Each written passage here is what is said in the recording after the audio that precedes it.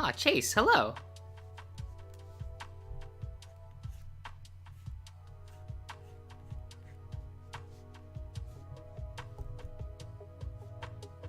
What am I drawing? Well, I had asked my Discord what I should draw, and our good lad Fane suggested that I draw Oscar. And he wanted me to draw him with a peacock. And I was like, sure, but I'll just draw him with a normal bird. I'll draw Oscar for you. So I'm drawing Oscar of Astora.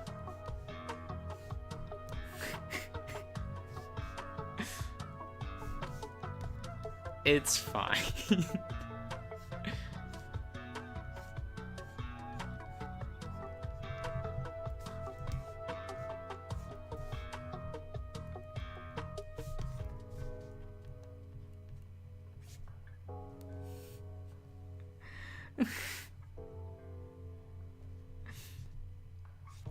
Well, yeah, Oscar of Astora. You know, everyone loves him. He's great.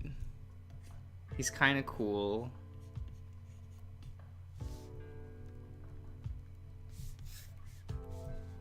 He's kind of a bro. Well, he just said Oscar. So I assumed he was talking about Oscar of Astora.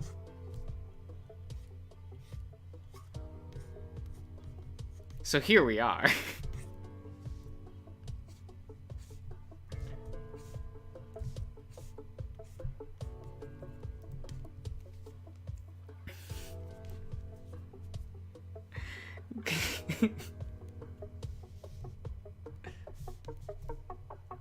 Look, everyone loves Oscar of Astora.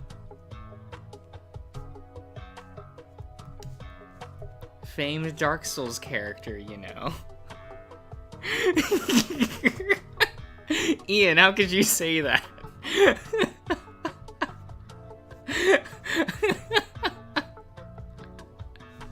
What do you mean?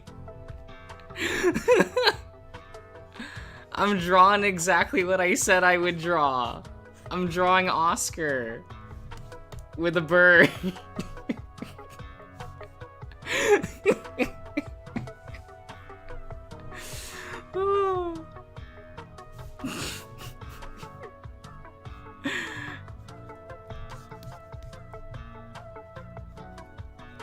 It's fine.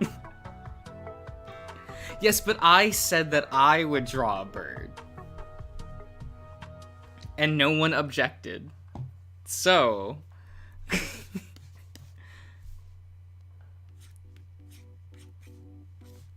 it is what it is.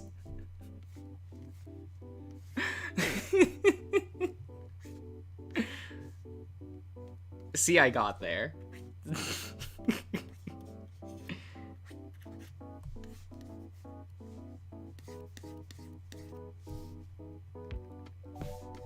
But I've never drawn Oscar before, so... Actually, I've never drawn anything from Dark Souls before. Mainly because I hate drawing armor. But hey, Oscar wears mostly a tunic, or whatever those are called. He kind of just has armor around, like, his shoulders and, like, his arm braces. And that's kind of it. The rest of his shit is just fabric and leather. I was a little surprised looking at the design. I was like, wait a minute. I'm used to all these fools wearing, like, giant suits of armor. Or onions.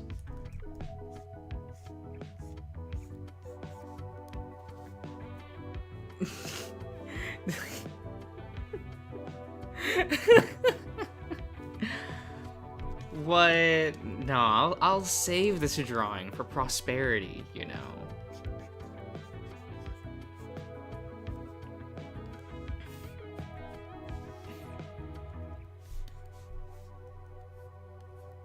It's fine.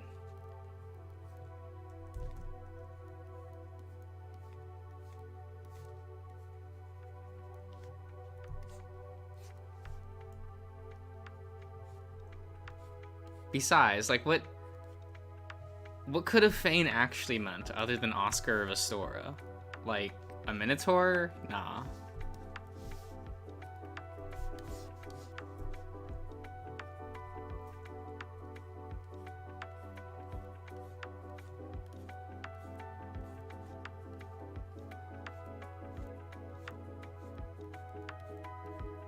I hate drawing circles.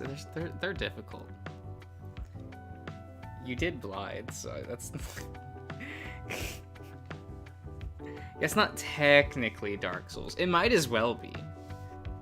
It might as well be Dark Souls 4, but that's not the timeline we live in. Maybe that's better? I don't know. Just don't know.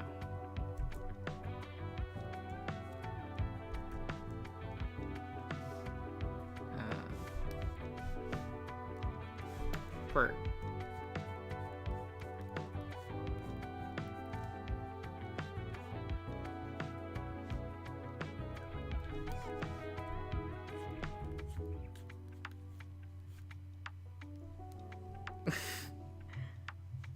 I didn't draw a peacock. I said that I wouldn't. I said I would just draw a bird. I said I would draw Oscar with a bird.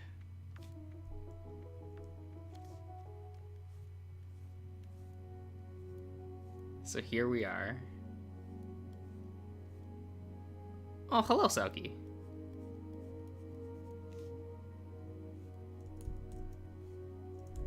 Little...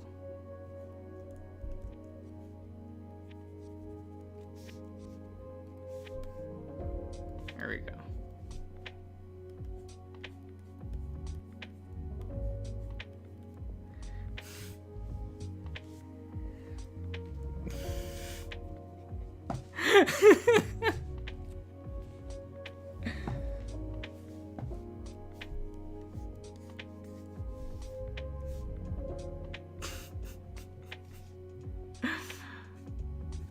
Ian, how could you think I would be so...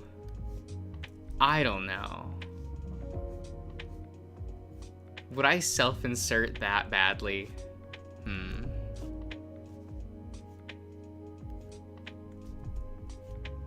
Question for the ages.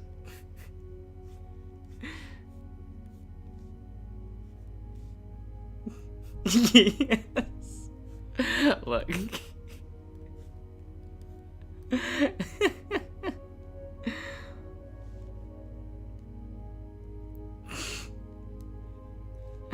IDK, let's leave it. Look, that drawing was a request.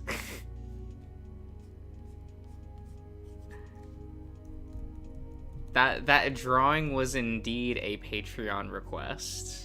Weirdly enough.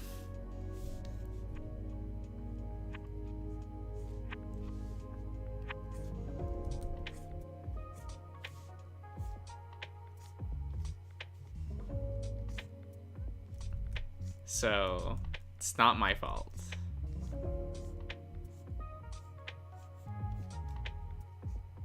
I swear.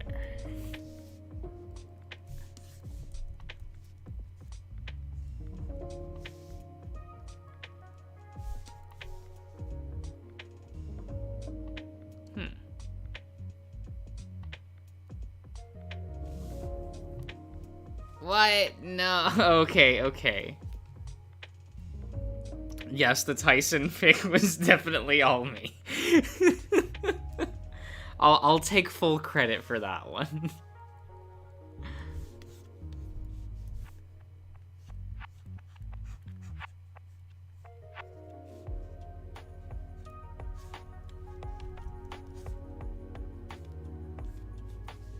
It is what it is.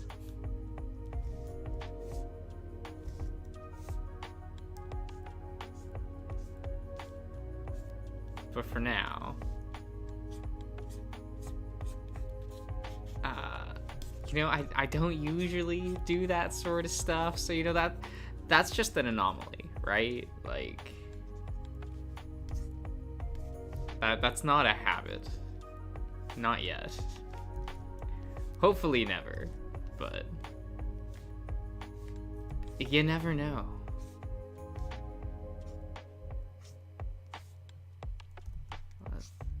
Yeah. Yeah.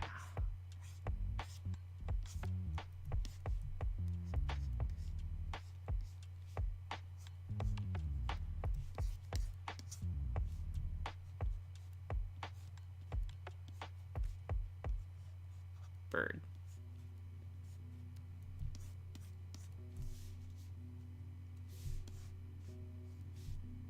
Is this a good enough bird?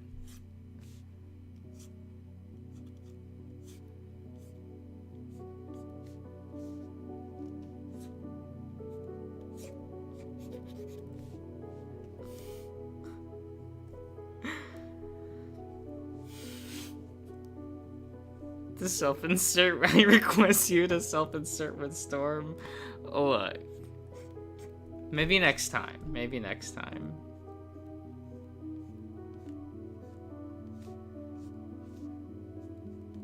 Maybe we'll get there.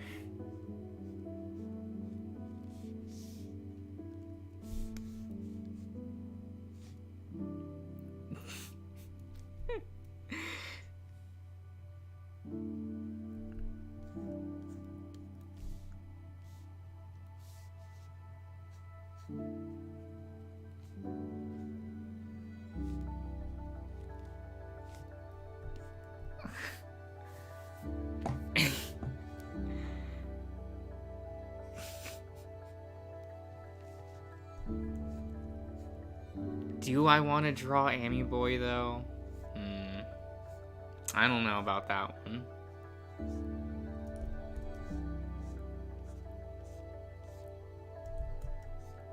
I don't know. What's more likely at this point? Me drawing like Amicus, or me drawing the other Minotaur, Asterion, you know. I don't know. I don't know which one is more likely to happen.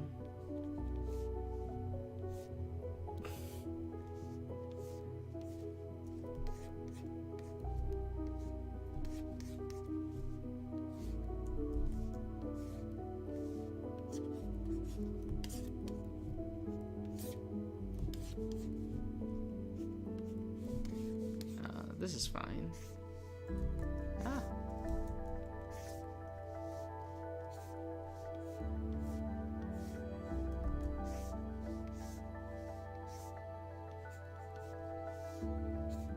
There we go.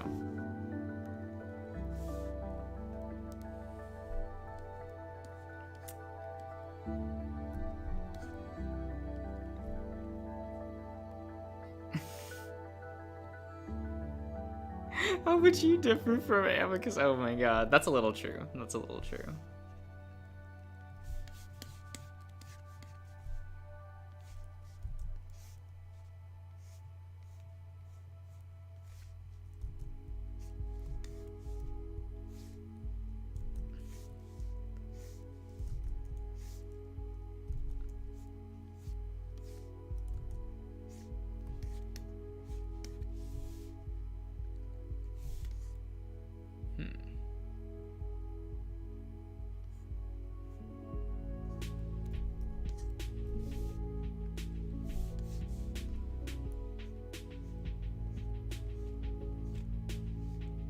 Am I gonna bother drawing the emblem? No. No, of course not. Do you think I draw details on this channel? Nah. I'm not even like gonna draw real chains. Like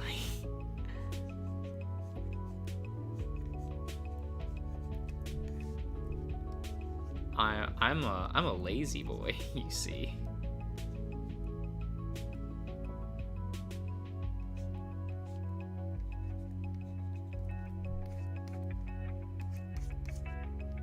A very lazy boy.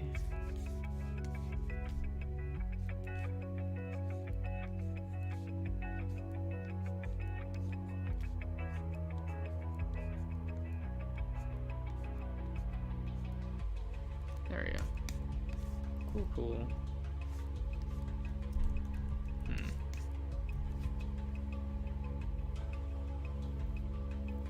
His family crest? Nah.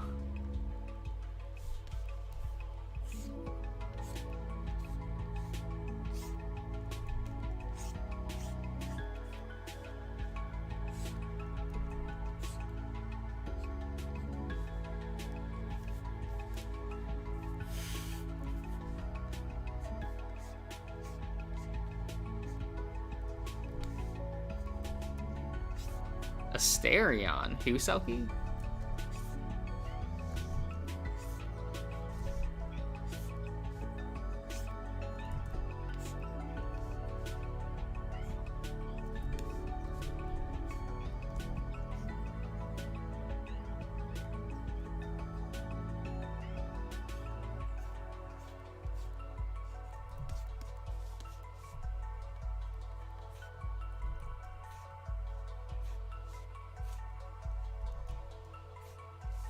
The only thing he's got going for him. Oh no. Well, he's also just got like a boulder next to him. That's also what he's got going for him, right?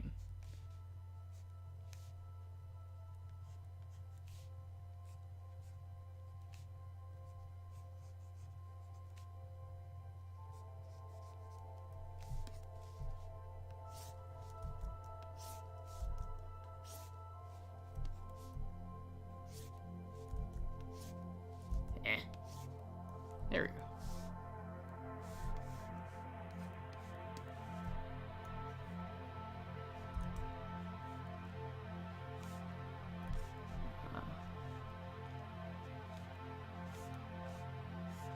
Do I care about this? Nah, not really.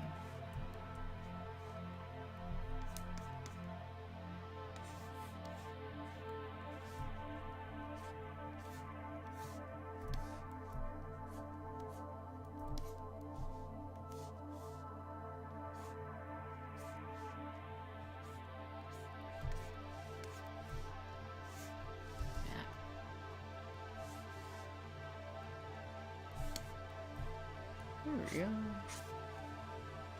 That makes it easier to arc.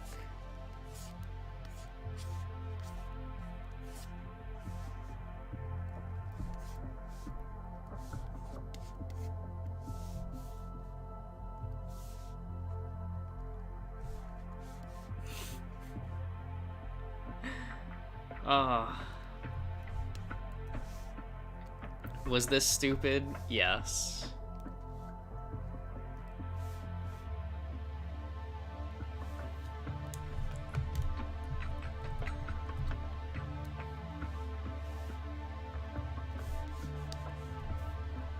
Ah, hello, Maestro.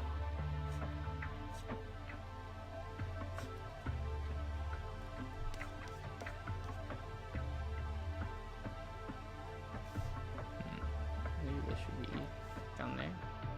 A little bit.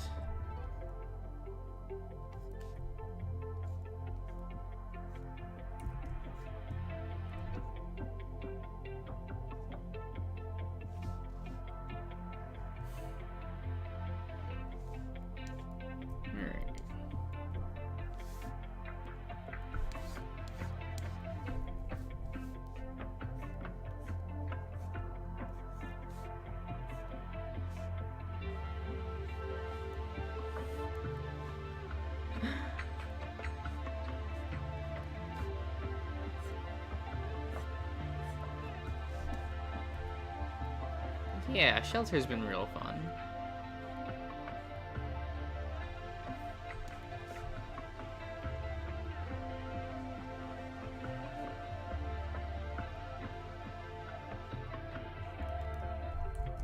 I definitely liked the little cooking session with Burry.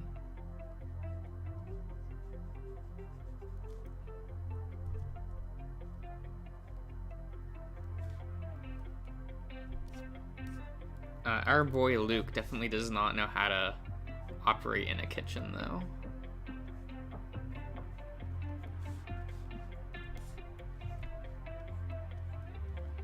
I'm like, come on, man. Like, this isn't hard.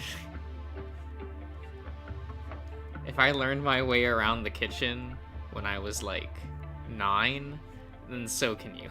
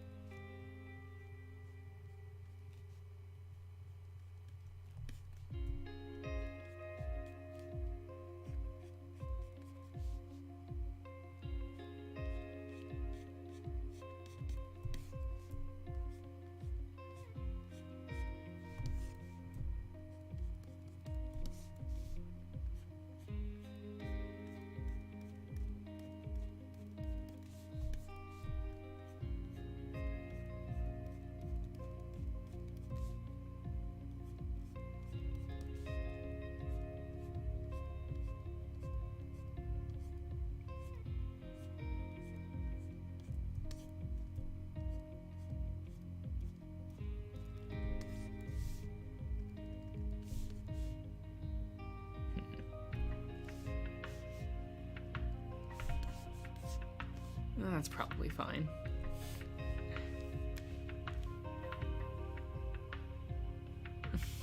For the first time in months? What?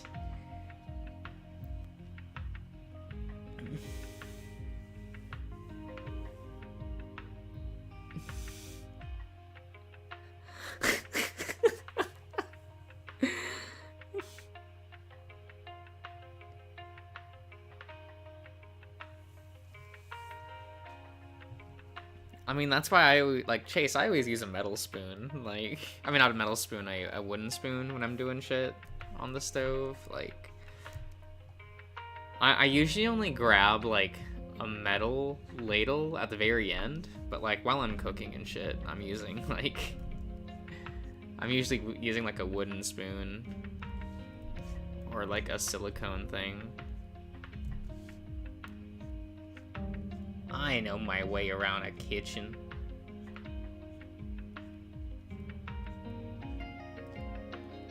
Still can't make roux to save my life, though. Oh, well. I, like, was trying to make, like, a gravy thing recently, and I ran out of cornstarch. So I couldn't, like, use the cornstarch whey as, like, a thickener for the broth. So, like...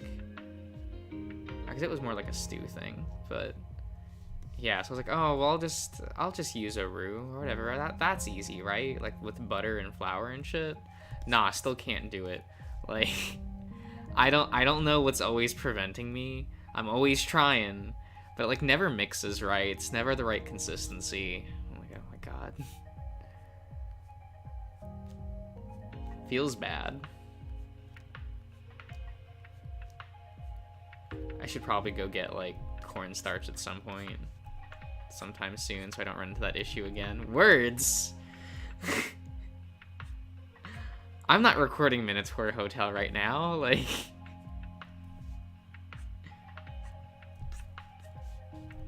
It's fine.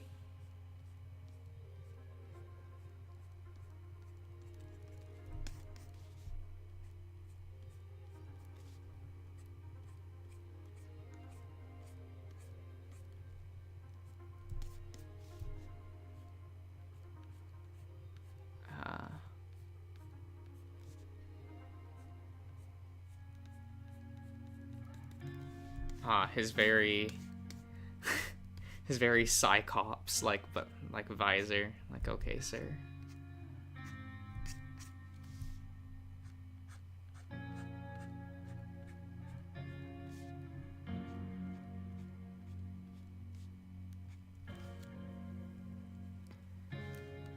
I can't do a cooking stream. I don't have the setup for that.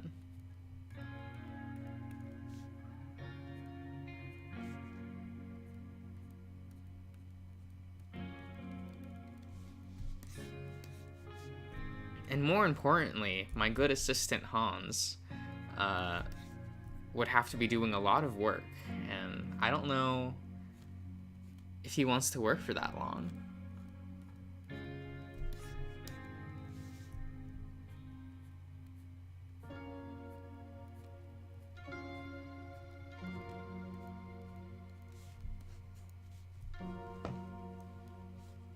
Cooking mama on stream? Oh my god.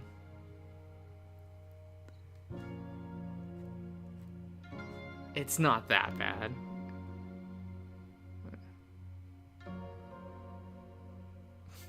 I mean, you would think that Luke would know his way around the kitchen a little better, Maestro. Like, he spends so much time with Murray. Like...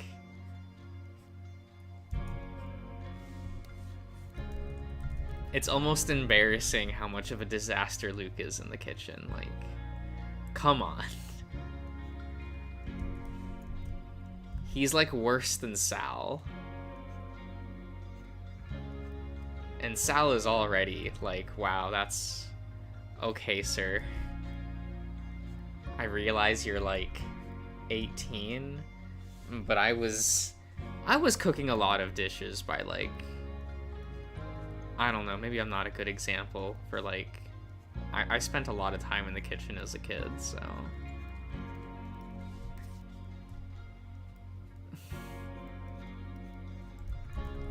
Selby eating the tea bag. Oh, yeah.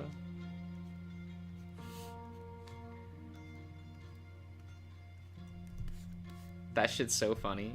Okay.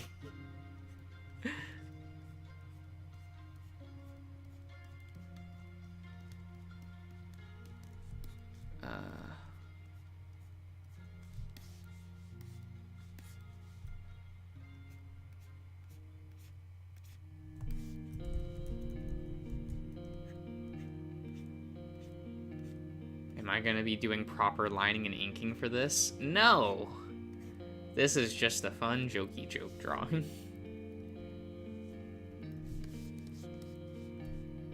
I am still hatching it, though, because I'm predictable? I don't know.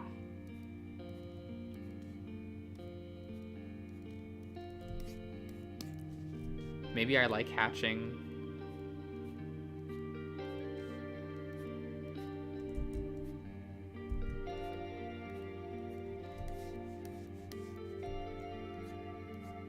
I do think it ends up looking really messy in the end and not that great, but I don't know, I kind of like doing it. It's a little cathartic. Just placing some errant lines.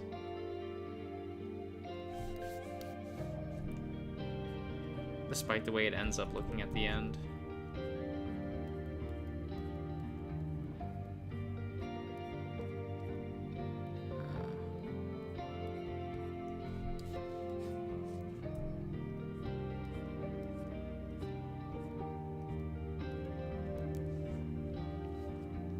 Ah, Born, hello. Been doing good. Hope you've been doing pretty good.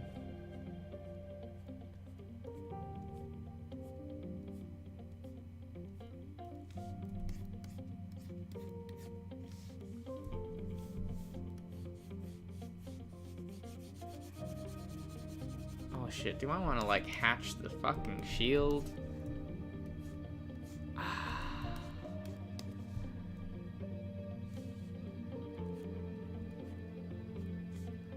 I really should, just because I put the shield here just so I didn't have to draw the arm, because yeah, I'm lazy.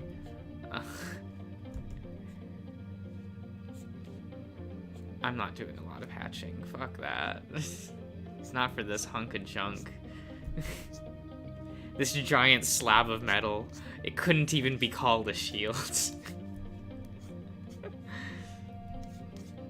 That reference is for no one.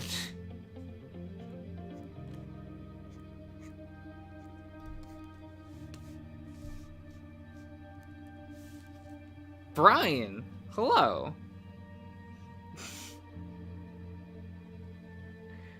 I'm sorry, Brian. I'm not doing a lot more than just this. I'm not gonna properly line it or anything. I guess the most I would do is like this, so I don't miss. So it's easier to see the lines. But this was not meant to be like a drawing. This is just me fooling around. Cause I'm silly. Cause I'm a bad person. I hope Fane likes it, you know? This was his request.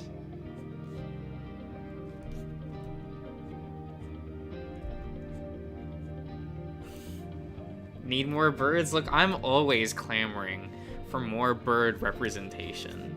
Like, that it's a problem in this world that no one cares about. Like, you would think there would be more birds, and then there just aren't. It's a real problem.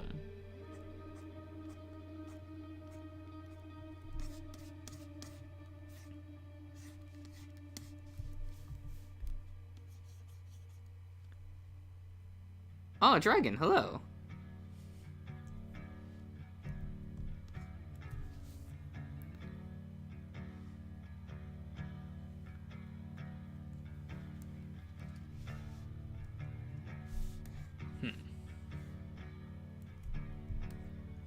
Yup, this is definitely our boy Oscar.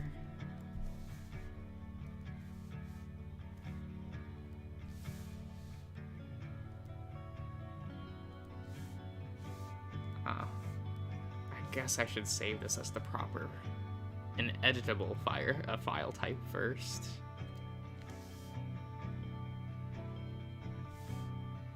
Yes. Vucky, hello!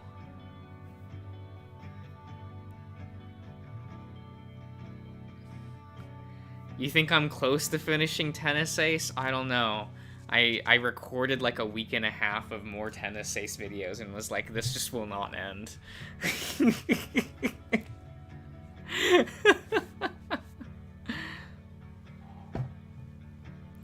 Do you think the world would be better in terms of bird representation if DuckTales was more popular? DuckTales did very well for itself. But also, DuckTales got a completely different bird show canceled, so I don't know how I feel about that. Disney was like, we can't have two duck shows airing at the same time, so we can only have one. And people know what DuckTales is, and people don't know the Three Caballeros. So they canceled the Three Caballeros, like, TV show. Kind of canceled. It still got made, but it's never getting a season 2. Which is real sad. Because that show also got its budget slashed like halfway into development to fund the DuckTales reboot, which is sad. And then they quietly put it on like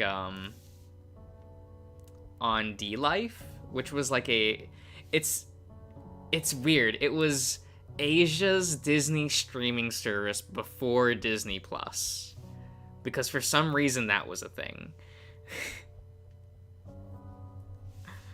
Real weird. So it was weird that there was this, like, there was a show on, like, Asia's streaming service that was only available in English? Because there wasn't, like, a Japanese dub or anything. It was just, like, still just all in English. And there you go, Asia. Have a Three Caballeros TV series.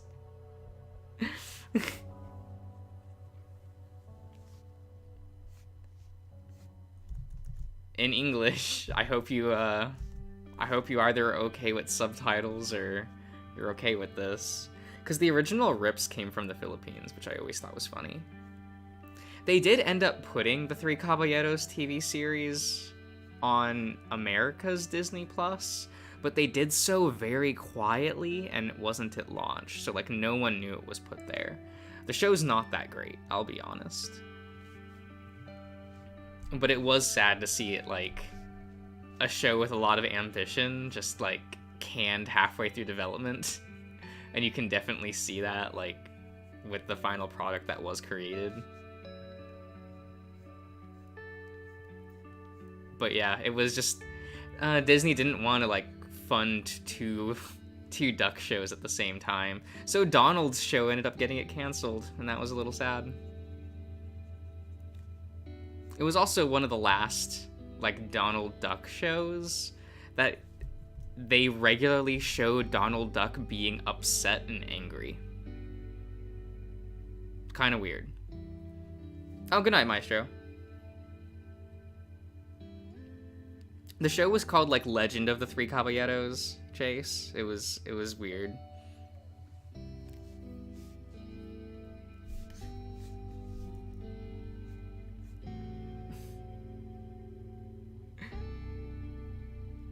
Ah, hello, Michael.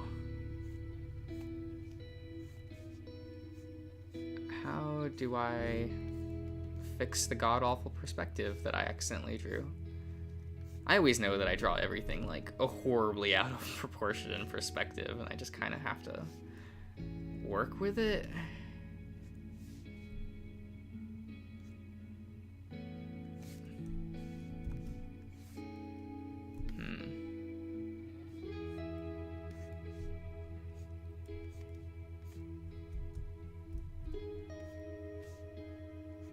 So it would be like this, right?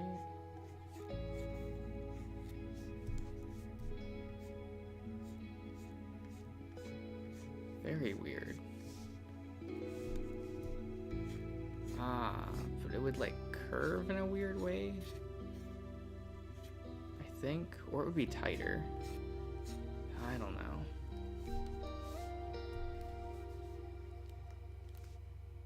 Either that or this arm would be out wider. But I don't know how correct that is either.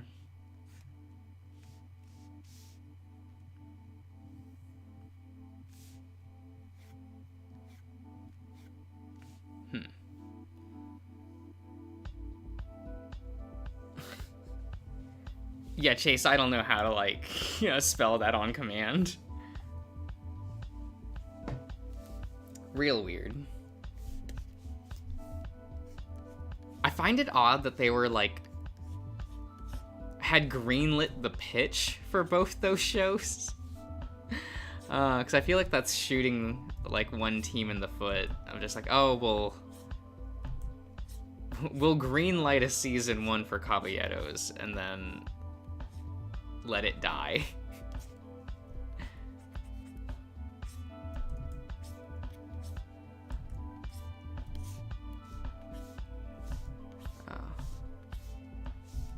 Because both shows came out at, like, the same time, at least globally. The English release for Caballeros came out, like... It was, like, 4 years after the fact. It was, like, a few years. It was, like... I want to say it was 3. But, like, way too late to matter. And by that point, the people who did find it were like, is this just a ripoff of DuckTales? So that did not help that brand. I remember it made everyone real scared about the potential cutting of those characters in the Disney parks.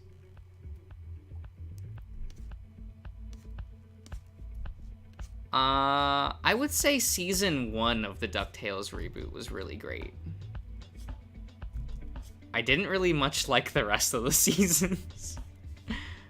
I think by that point, it felt like they got tired of... Like, they wanted to make the Disney afternoon. They didn't want to make DuckTales anymore. And it ended up bloating the show.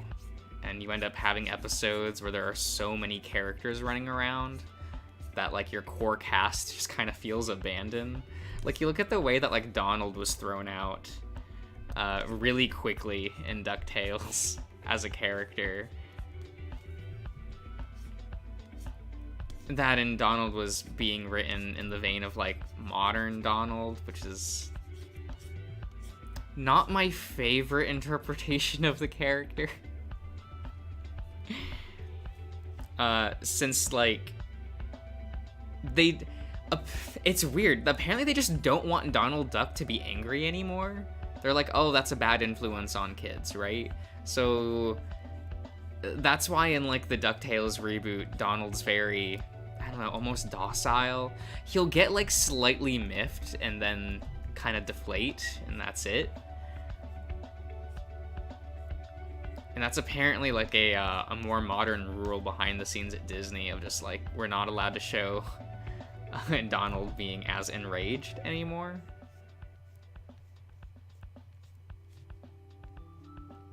Kinda weird. Not sure if I agree with that.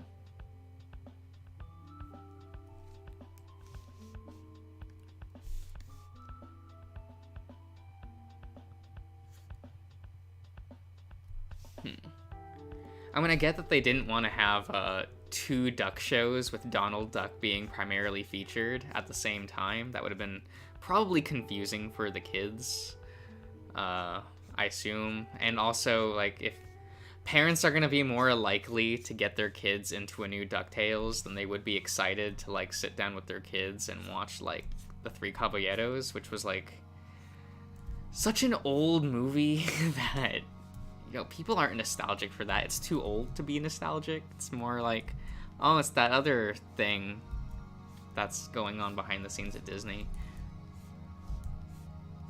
Oh, it's those characters. Now, it did lead to a bunch of like Japanese fan art, and Asian fan art in general, of the Three Caballeros, since that, you know, that show actually had decent promotion in Japan and across Asia. So that was cool for like people like me, who kind of like those characters. I like Panchito. However it's pronounced, I don't know. Words are hard. Names are very hard.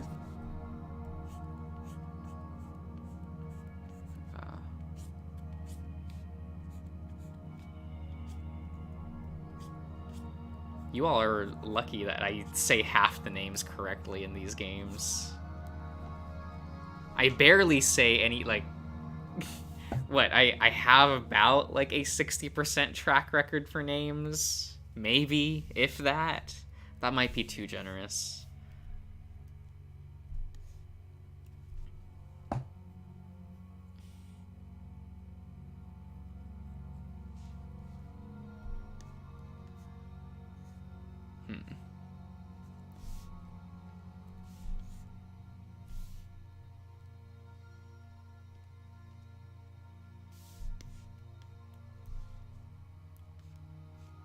It just feels... maybe... should I tighten that up?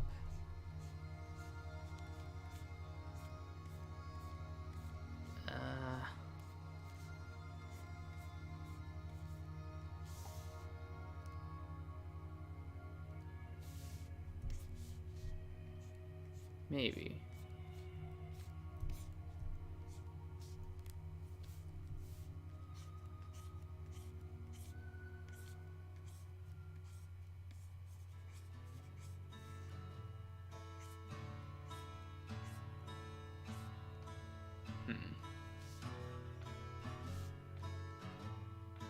Did I get it correctly? Yeah. I did it.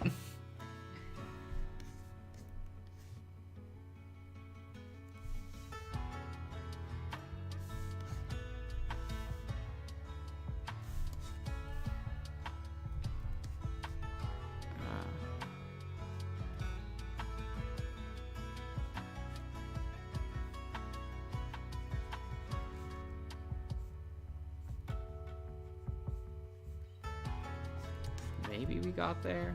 I don't know.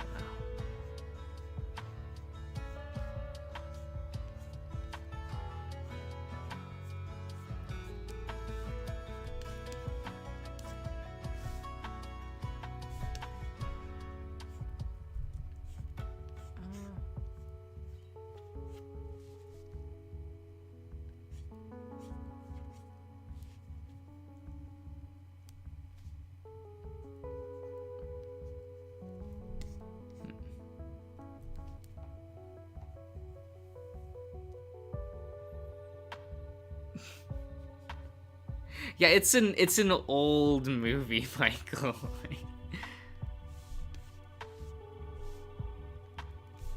I was only introduced to it back, like, when I was in high school, and I was like, okay, it's probably going to... I probably should see every single Disney animated feature ever made, like,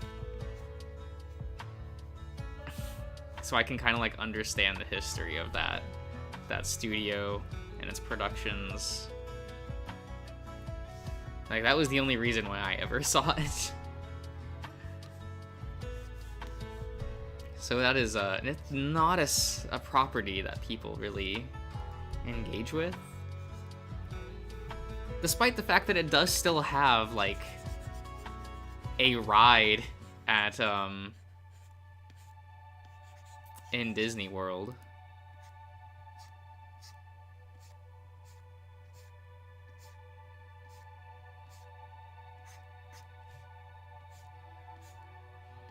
And there's, like, never a line for it. Probably says a lot, but, you know, there's like never a line.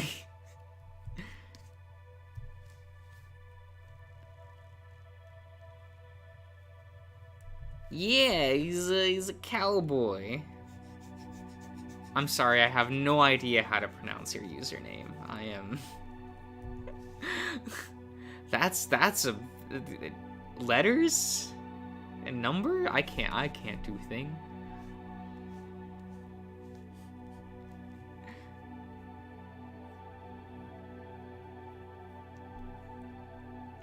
I'm not old. What is age relative anymore?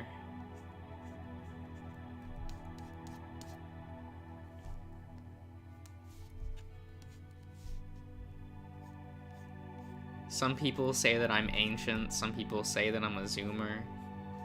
I don't know anymore. It is what it is.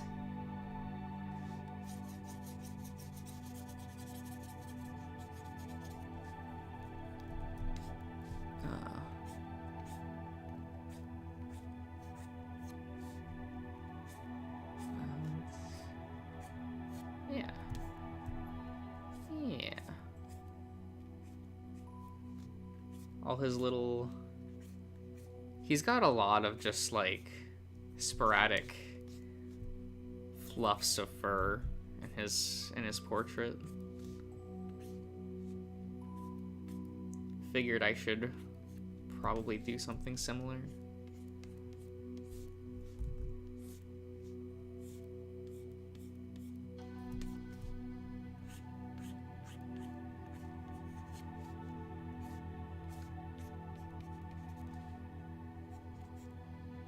There we go.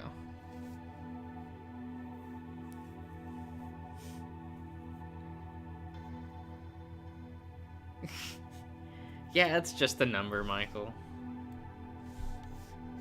But people really like their numbers. I kind of like my numbers as well.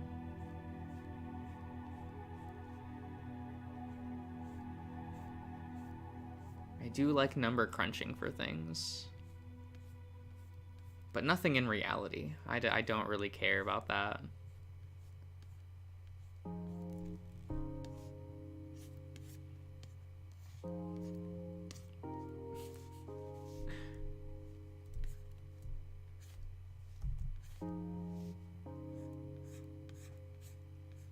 He's almost got, like, the Shaggy anime hair. Like, lots of just little... little stray, like, hair ploofs.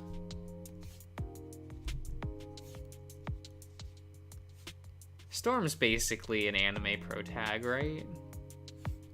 He can be the star of the next big Shonen Jump manga.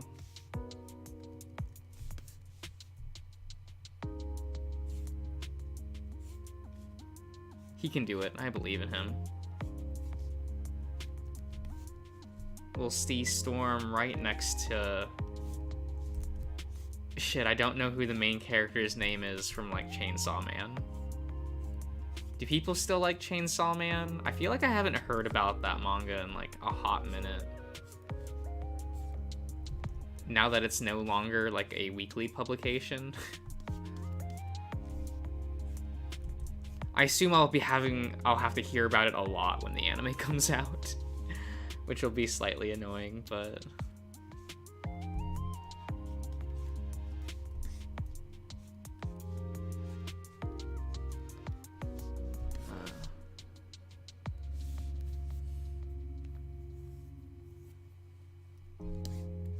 yeah, it's getting an anime. Who's doing it? Was it Mappa or Wit that was doing it? I feel like it was one of those studios.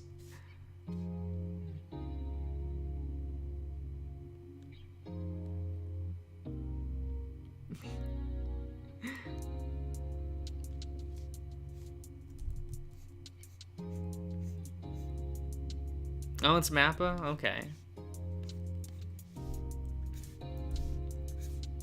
That makes sense. They've been scooping up a lot of the modern adaptations for Shonen Jump. They did what? The Jujutsu Kaisen? I know that they, like, Mappa wanted, like, years ago. I remember this interview back in, like, 2015, in which, like, the founder of Mappa, he got asked, like, what adaptation, like, what manga adaptation would you want to do? And he was like, Shaman King. And I was like, that's a pull. And then they didn't get to do the Shaman King, like, readaptation.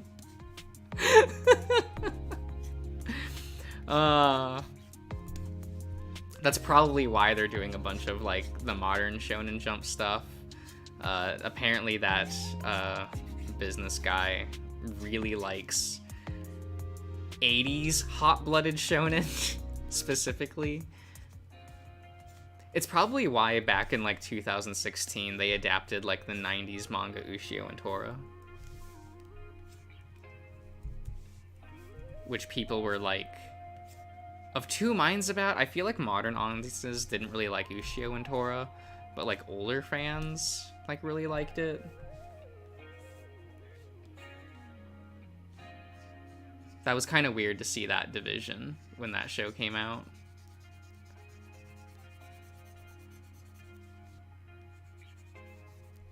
It's always weird when like something really old gets adapted. And if it gets adapted like really straightforward, modern audiences typically don't like it. But then like fans really like it. And if it strays too far, then older fans like it completely ignore it, and it's only popular with people that never interacted with the brand, and you get this weird like separation almost in the fan base, like what happened with Dororo. I think Dororo came out in 2017, 2018, something like that, but like is completely unrecognizable as Dororo. Like, if you put both the original manga and the new anime adaptation side by side, you would never be able to tell they're the same thing. Which I think is a little sad. Like, the new art style is a bit too homogenous, I think, with what everyone else was doing at the time. Which probably made it more marketable to, like, teens and things, so I get it, but I feel like a good old, like, Tezuka style would probably be really refreshing in today's environment. Just so that it doesn't look the same as everything else on the market.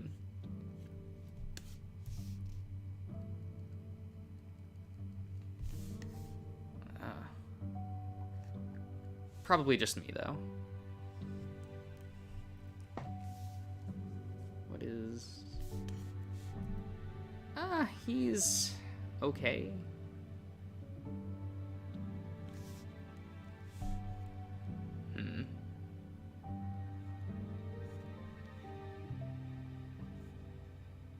Interesting.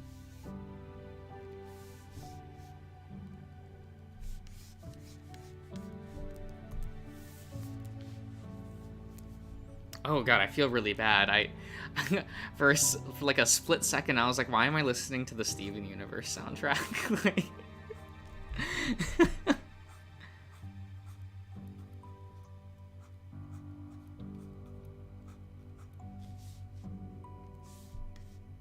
That is definitely a property I don't want to think about.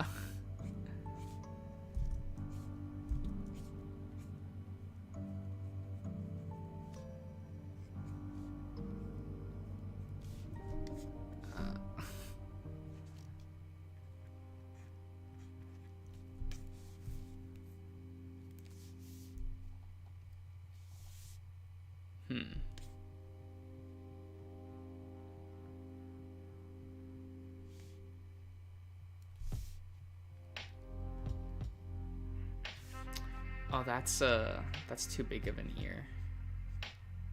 I'll slim that down. Would I even see it?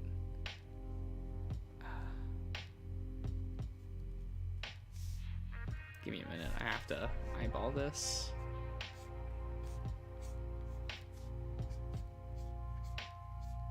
I forgot when I was doing the sketch, I had changed the ear placement.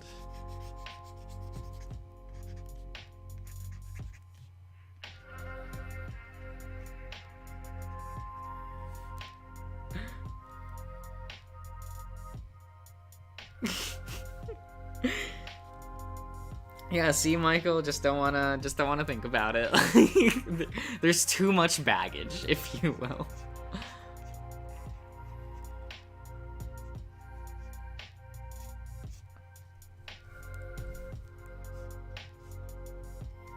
I feel like there's a lot of baggage with all the shows from that era at this point. Like, I don't know, I barely interact with, like, Gravity Falls anymore. And literally everyone dropped Star versus the Forces of Evil like a fucking rock. Like, immediately.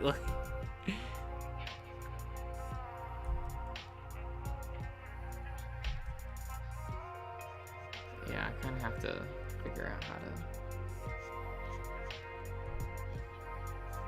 Oh, that's not an elegant solution to tighten that, but...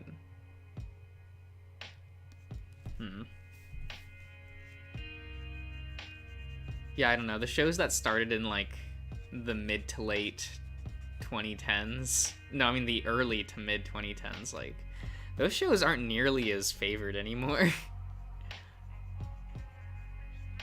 Like, people don't even, like, look back on those, like, with too much fond memories. Has me a little bit worried about the next generation of, like, American animation. Like, sure, people are talking about, like, what's that show called? The Owl House now. But I'm like, oh, in like 5 years, will we still like that?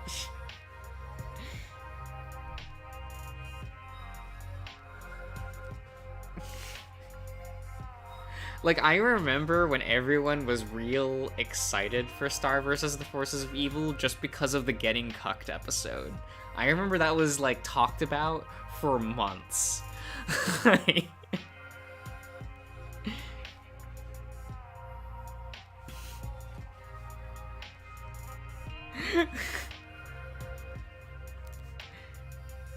But I love Gumball. Gumball was good. Gumball...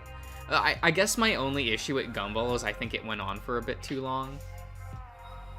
Like, I feel like once we got to, like, the third set of actors, we probably should have called it quits.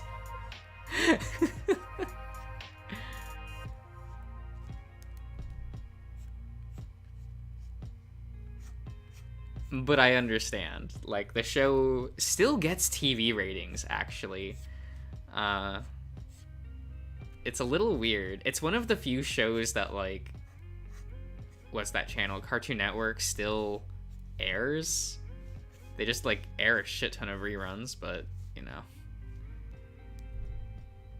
It's better than a lot of their catalog that they just kind of don't even promote.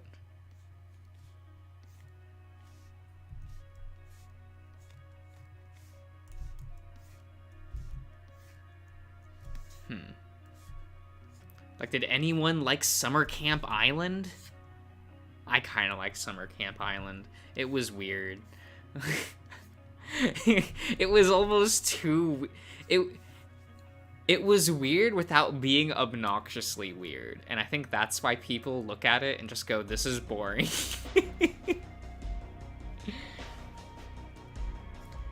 Which I understand. I understand. Like, that show really was kind of just boring, and no one spoke up. Like, everyone talks in this weird, almost hushed whisper, like, in that show. Like, oh, come on, guys. Like, I remember having to, like, turn up my TV when I was trying to watch that show.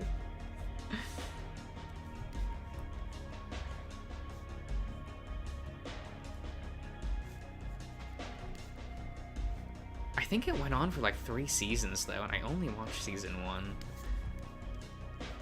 Very odd indeed.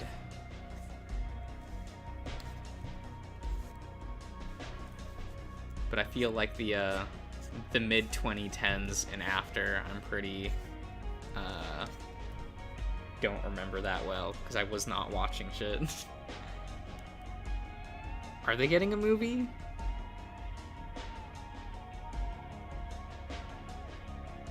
Oh, I don't know.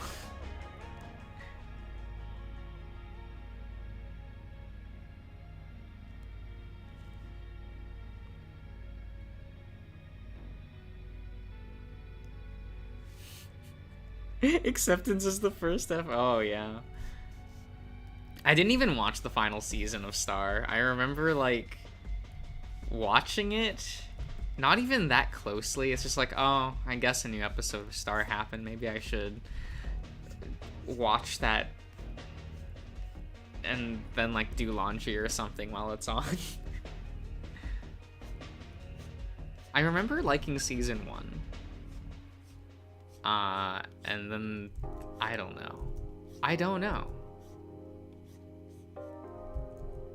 I guess I'm one of those weirdos who I'm like, not every show needs to be, like, have a plot, I guess.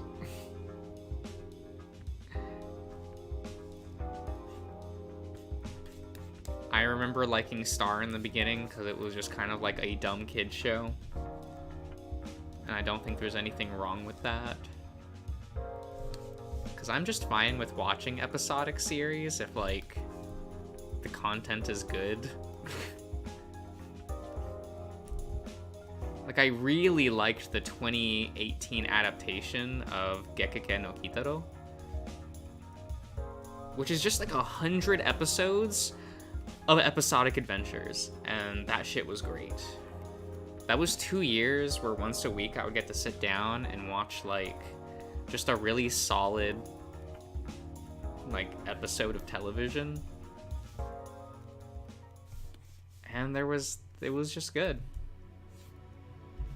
No consistent tone, though. There would be episodes that were, like, hard horror. There would be episodes that were just, like, the goofiest of comedies. There'd be, like, just meaningless slice of life episodes. And they would just all be, like, the worst episodes of the 2018 adaptation of Gekike no Kitaro were, like, just okay. Like, the show never got bad. It was always, at worst, just okay. I really liked the World War II episode. I know that I couldn't believe how that episode was handled, especially from Japan. That was a really cool episode of television.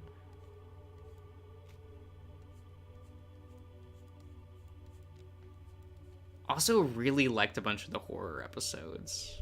Like, I know that Kitaro is all, like, it is a horror brand, but it's also a children's horror brand, so you typically get a bunch of comedy thrown in as well.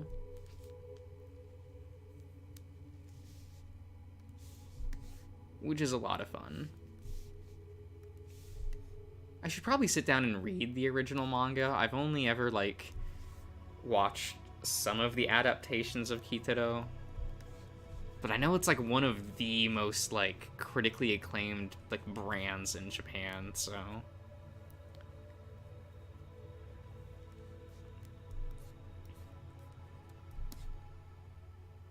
Should probably get around to doing that at some point.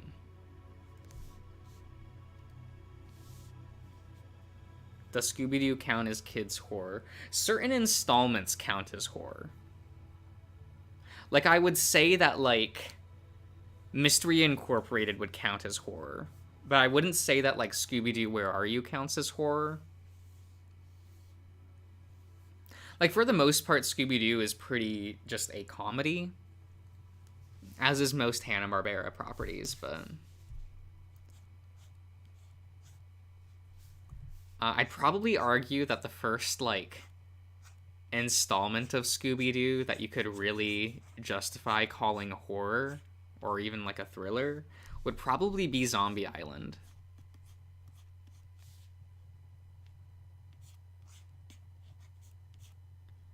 Kind of like Courage the Cowardly Dog. Almost. Yo, Courage is so weird. Like, I like Courage the Cowardly Dog. But there are just episodes of that I just kind of sit down and question, like, who was this for? I don't understand. Like, one of the episodes that always comes to mind is, like, the robot with a Christopher Walken accent that's, like, all about the fear and horror of individuality. And he's just like, but I just want to sculpt my reindeer.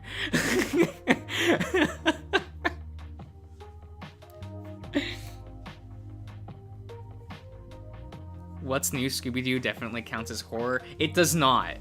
It does not, Selkie. What's New Scooby... Like, it counts as a personal horror to me, because of how much I hate it.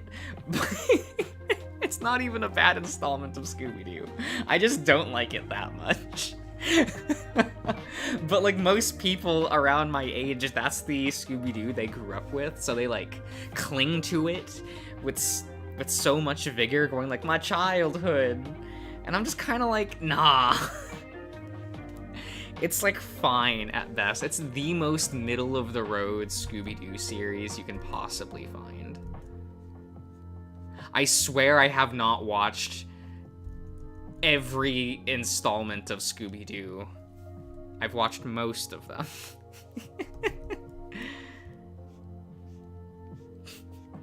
Is it bad that I care about the canon of Scooby-Doo?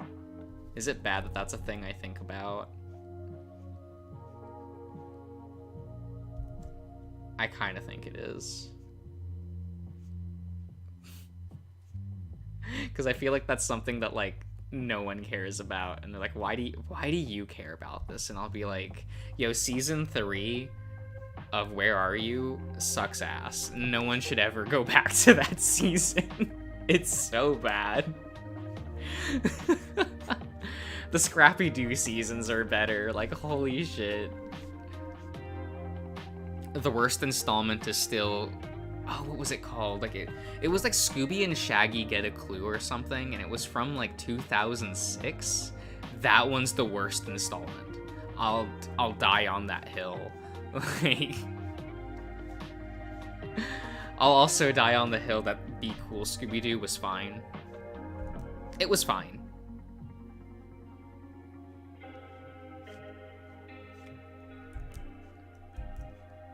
In fact, that's probably...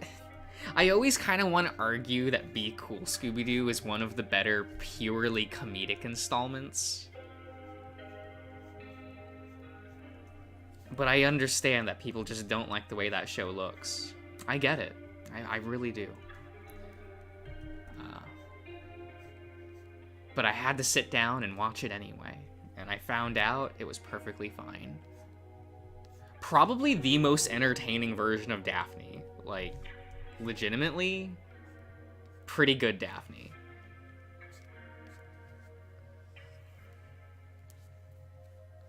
Okay, but what's the best Scooby-Doo film?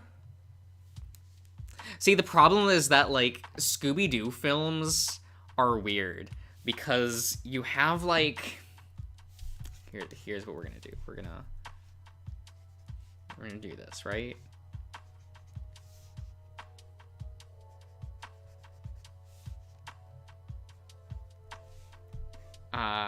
So, like, down here, you have, like, Arabian Nights or something. The movie that came out, like, right before Zombie Island, which is, like, one of the worst ones ever made, right? It's so bad. And then, like, you have Scoob, which was that awful 2020 movie. And up here you have Zombie Island, right? Because Zombie Island's just kind of like, it's the best produced film, and it's the best, like, thing. And then, like, the next best film in terms of quality would be, like, down here. And let's just, I don't know, pull a film out my ass. Camp Scare. You know, you have Camp Scare, which is, like, about, yeah.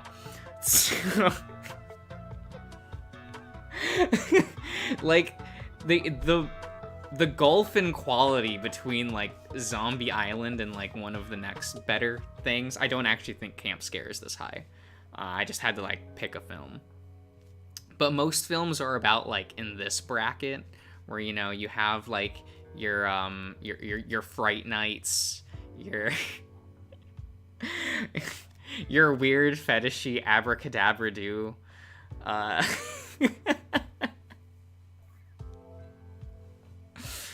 Cyber Chase. I'm always... My relationship with Cyber Chase is really weird, because I don't actually think Cyber Chase is very good, but it has, like, a really good section. Like, once you get to the amusement park, I'm kind of in it. But the rest of the movie, I'm kind of like, why is this here? I've also watched an embarrassing number of Scooby-Doo movies, and I'm not sorry. I haven't watched a bunch of the ones from this past decade because I kind of fell off.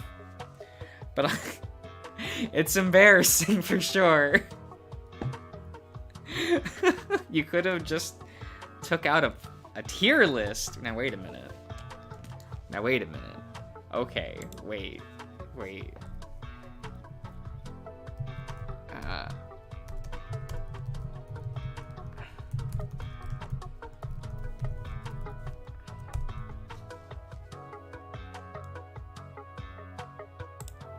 Here, where are we going? Oh, fuck you, I don't... The problem is I can't read half of these, and I don't remember all of these?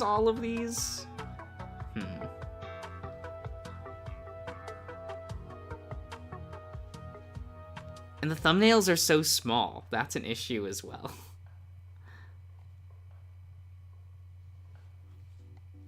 Faku.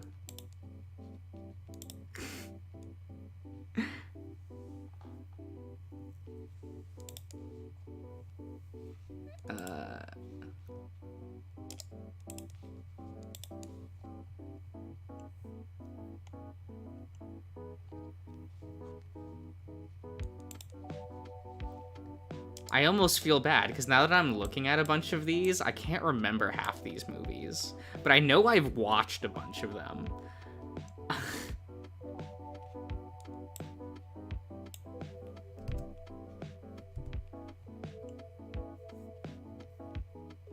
Oh god, this actually has some of the live action ones. Holy shit, that's terrible.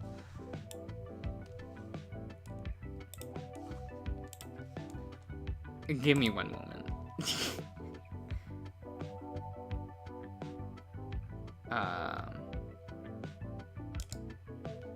We'll add source, because I forgot.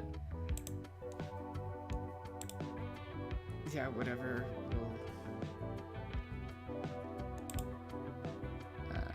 Don't look at that. Yeah, we'll go over here.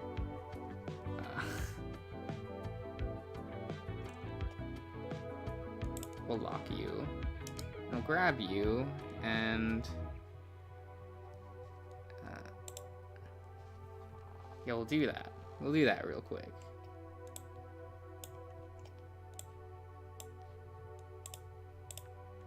Good.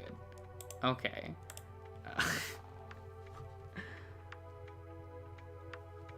Man, I can't even, like, the one issue I have is I can't actually see what this movie is, right? Like, Is this Goblin King? Oh, fuck, that movie is something. That movie's bad.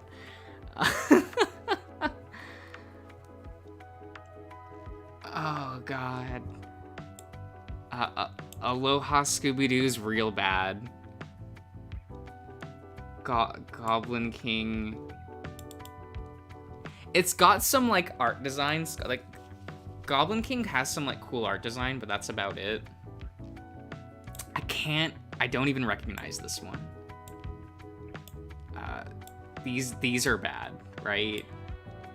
Well... I'll ruin my reputation.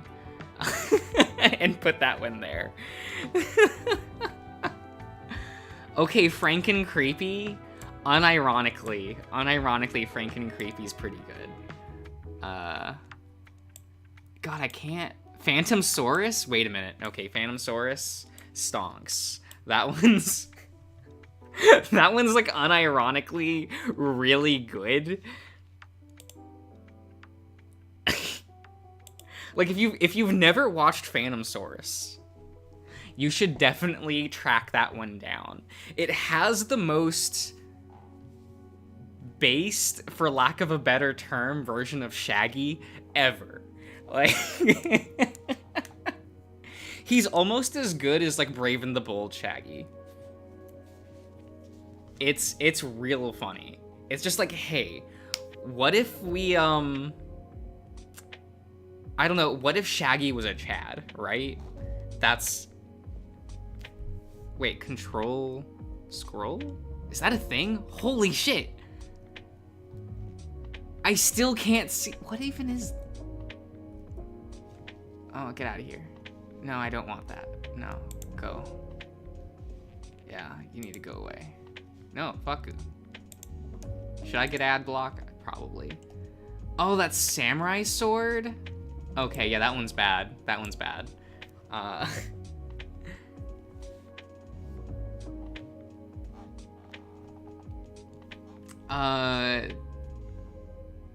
Is this Spooky Games? I don't remember that one that well.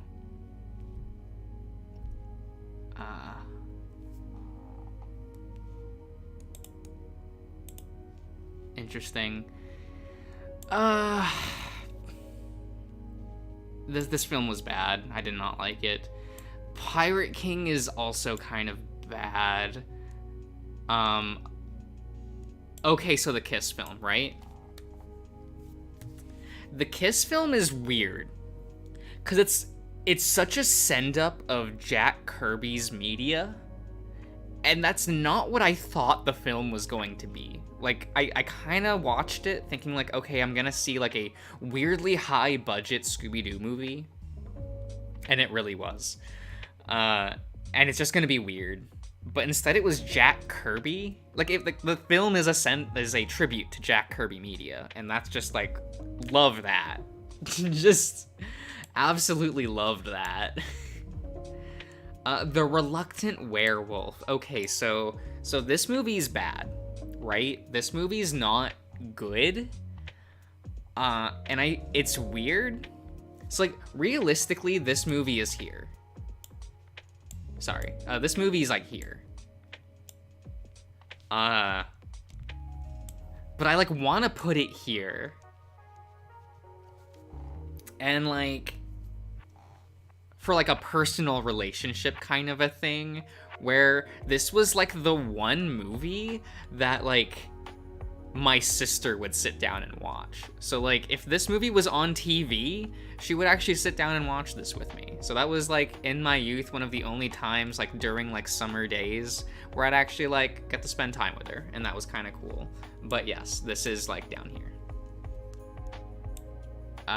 This movie was bad. This movie is bad.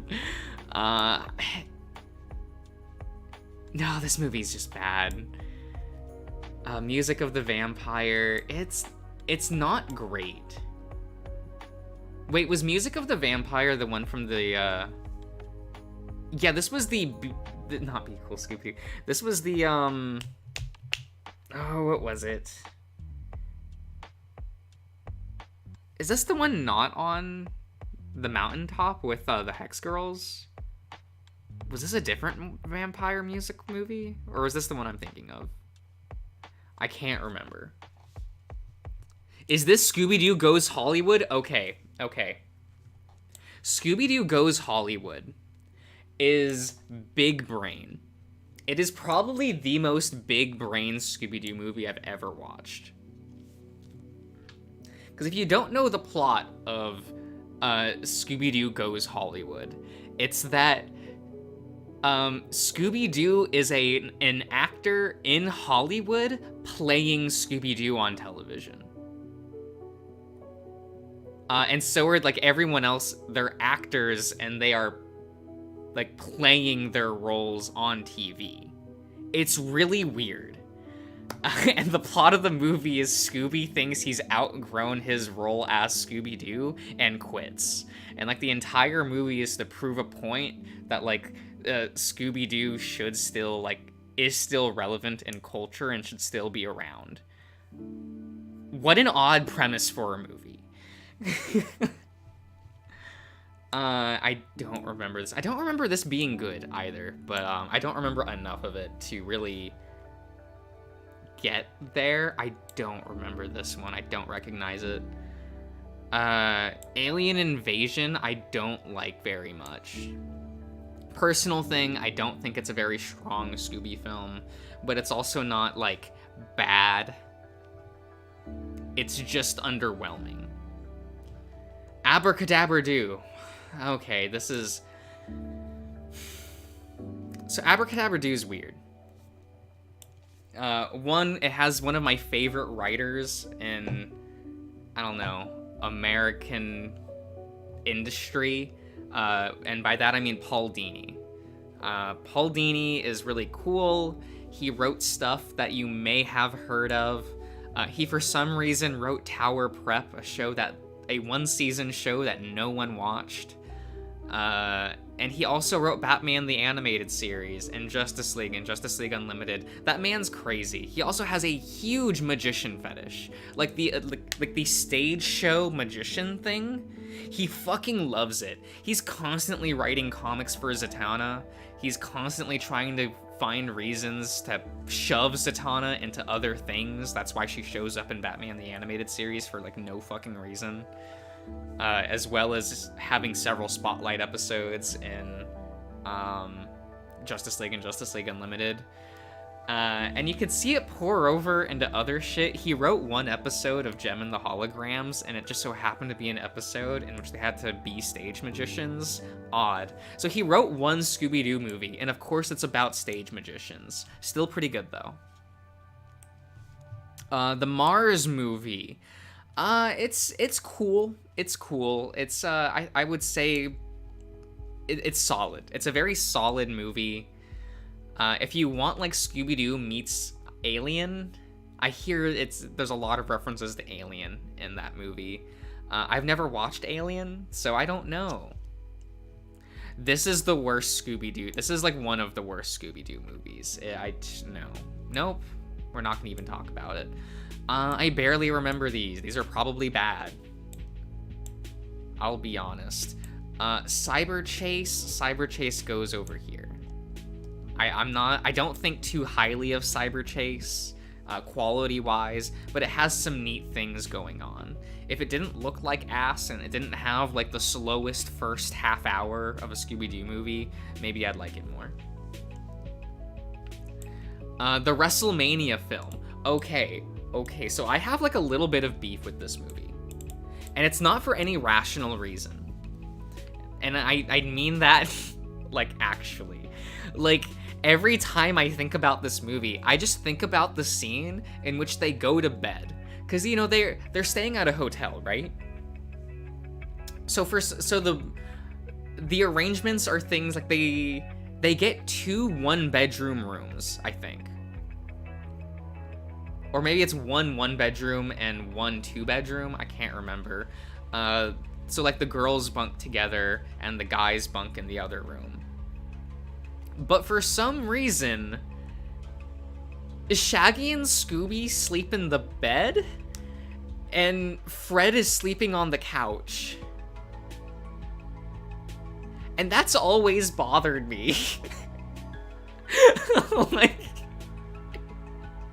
why is Fred sleeping on the couch?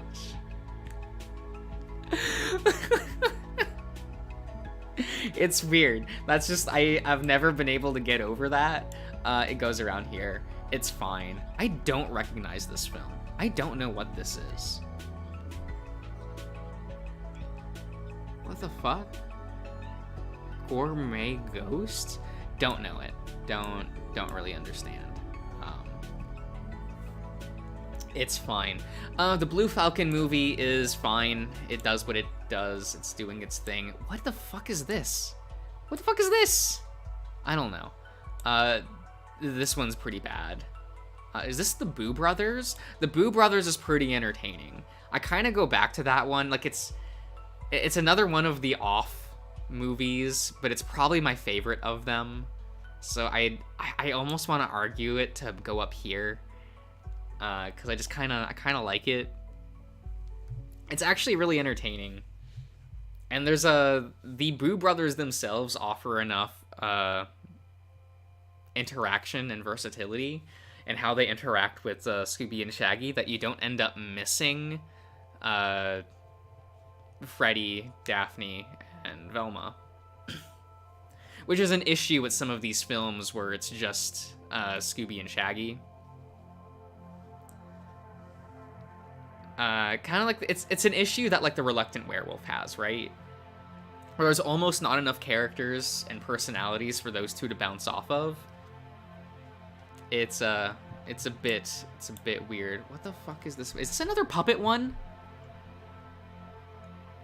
Yeah, okay. We're Ice Mutt's not good. This moon it's not good.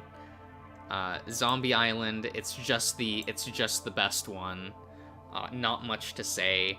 It feels like a legitimate like epilogue and ending to Scooby-Doo Where Are You? A series that ended 30 years prior.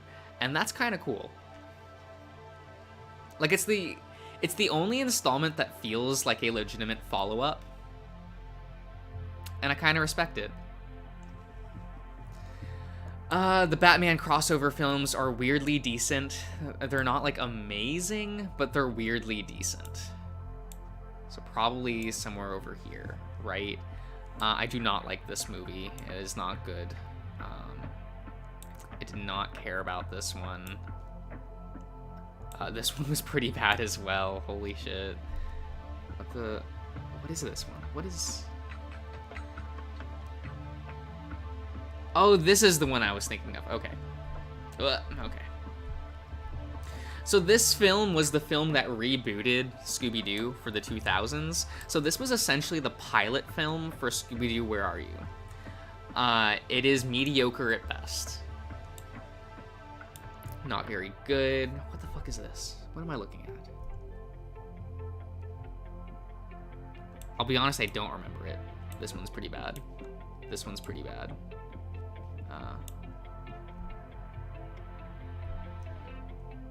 What even the fuck? Okay. Why is Ghoul School listed twice? I don't know.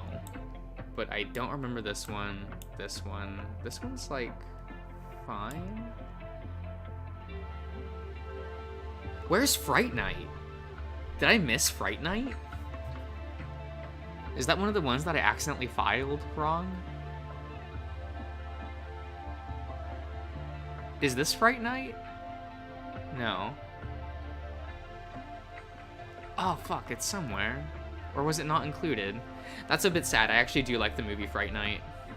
But I can't remember what the actual, like, cover is.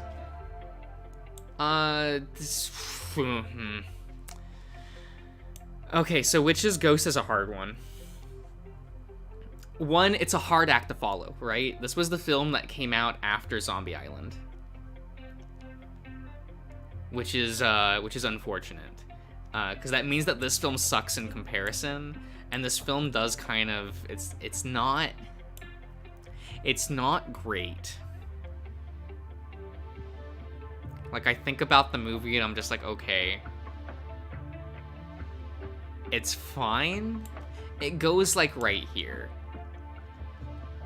I think, That sounds fair. That sounds pretty fair. These movies are also pretty bad. Hot take. I don't think Ghoul School is very good. That movie is such a chore to sit down and watch.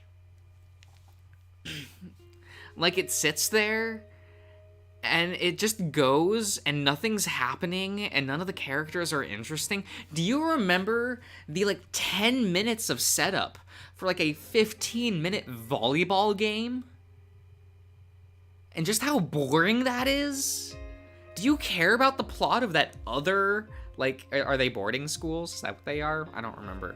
But the military-esque one, does anyone care about that? There are so many plots happening in this movie, and I just don't think any of it works together. Okay, so I'm a fan of Camp Scare. I think that one has some of the best tone setting in a more modern Scooby-Doo movie. I do really like it. It just has such a great use of color and shot composition to really set its tone. Very nice, very nice. I do appreciate it. So many... I'm sorry, Michael. I remember just not caring that much. I'm a little sad that Happy Halloween isn't here because Happy Halloween is weirdly good. Actually, though, I kind of watched Happy Halloween expecting it to be a bargain bin Scooby-Doo movie, but then I saw the opening credits and was like, does that say Maxwell Adams? Or whatever his name is? The creator and director of The Grim Adventures of Billy and Mandy? Why is he here? And he just takes a lot of cool shit from all over Scooby-Doo. For some reason, that film takes place in Crystal Cove, which of course is the setting for Scooby-Doo Mystery Incorporated. Obviously, it looks different. There's a whole bunch of cool cameos. Bill Nye the Science Guy just shows up in the movie, and he's just friends with Velma because why not? And that's just always been I can't. That's so funny. Daphne, they pull more from her personality from Be Cool Scooby-Doo, which appreciated. I like that. That's kind of fun. But the thing that really gets me about not Be Cool Scooby-Doo, but of Happy Halloween, is that the cold open is them defeating a scarecrow-themed villain. And when they go to unmask him, Velma's like, this isn't the haunted scarecrow. This is actually the Scarecrow, aka Jonathan Crane. And I don't know, something in my head kind of just exploded when I watched that scene of of course you can just have Scarecrow from the Batman universe show up here. It's owned by Warner Brothers. Why not? And that was so cool that Jonathan Crane was just kind of there for part of the movie. And some of his dialogue with Velma is kind of fun. Where he's like, you're a worthy adversary. You remind me of someone I know. It's kind of fun. Actually, that was probably the best modern Scooby-Doo movie. It is what it is. I'm sorry for the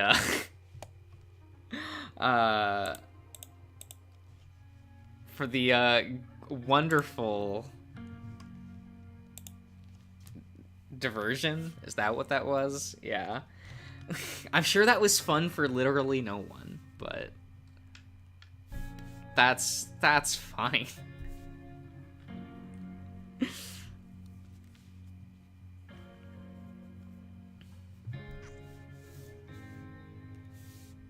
Yeah, Happy Halloween was actually a pretty good film. I'm surprised that Scoob wasn't there. So I guess that was made before Scoob came out. Scoob is one of the worst Scooby-Doo movies ever made. And I realize that, like, complaining about the integrity of the writing of the Scooby-Doo cast is probably weird to a lot of people. I get it. But I can't deal with the way that the Scooby cast was written in Be Cool Scooby-Doo. I mean, not Be Cool Scooby, in the movie Scoob. Like, that movie's so bad. And it's so embarrassed that it's a Scooby-Doo movie that it makes me wonder why even make this project if you're clearly embarrassed by working with Scooby-Doo. Like, as a property. It was also trying to set up, like, this really clunky Hanna-Barbera cinematic universe shit, which I don't think anyone wants. Like, actually wants. I really hated Blue Falcon in the movie. That was kind of a travesty. I've always kind of liked Blue Falcon and his relationship with Dynomutt. Where it's, you know, he's the edgy hero, but his sidekick is, you know, it's Dynomutt. He's trying his best, right? And they've always had, like, a really fun relationship. And for some reason, they were just like, okay, so we're gonna retire Blue Falcon. And Blue Falcon's son is going to be the new Blue Falcon. And the relationship is gonna be reversed.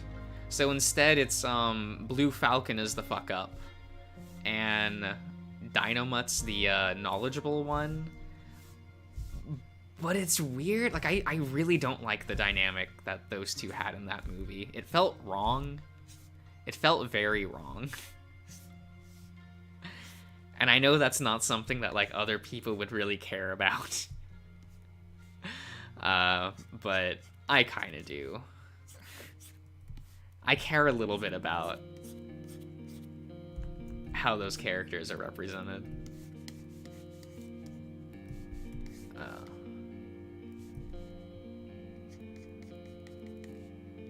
How are we going to do that? Yeah.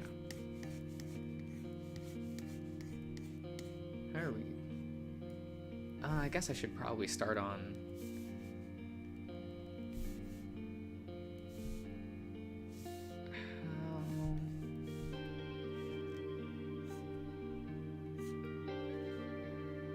like that, and we'll have his tail like this.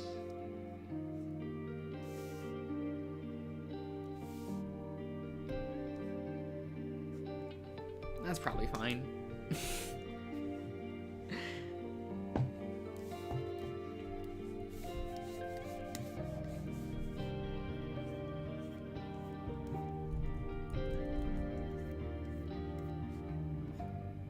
Will I one day make an hour-long edited and scripted video about Scooby-Doo? Hopefully never. Hopefully fucking never. I hope I'm never that low. That I feel like I have to do that. It's okay, as long as, like, everyone understands the importance of Scooby-Doo in, like, media culture, I'll never have to do it. So...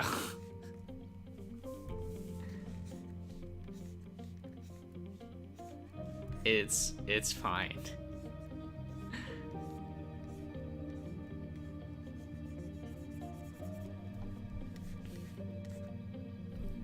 Mystery Incorporated is still one of the best TV installments, though.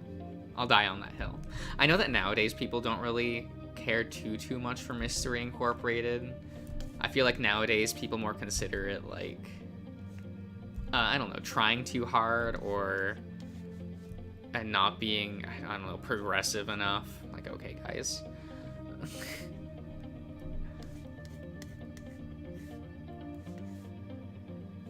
But I always, like, really love what that show was trying to do.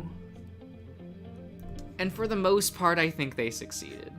Like, sure, the whole it's a prequel series kind of lands really awkwardly, because that kind of It implies that people know and care enough about Scooby to realize that's what the ending meant. Because it's a weird, like, pseudo prequel sequel thing. It's really odd.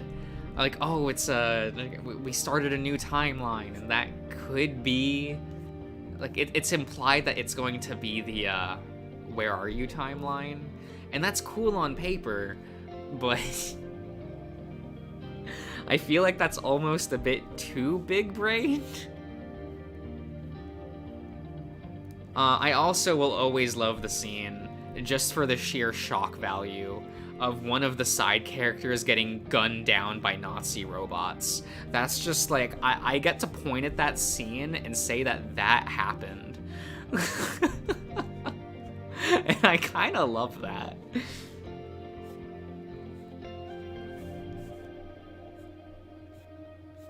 And like, sure, you can say it's only implied, but boy, you hear those gunshots. You still get to hear this.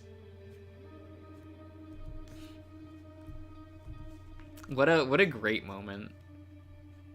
I remember when that show was airing. That was so much fun to like sit there on the internet and be a part of the generation that's sitting there going like, "Oh my god, but what's gonna happen next?" Like, and everyone trying to figure out what everything means. It felt like the Gravity Falls fan base before the Gravity Falls fan base.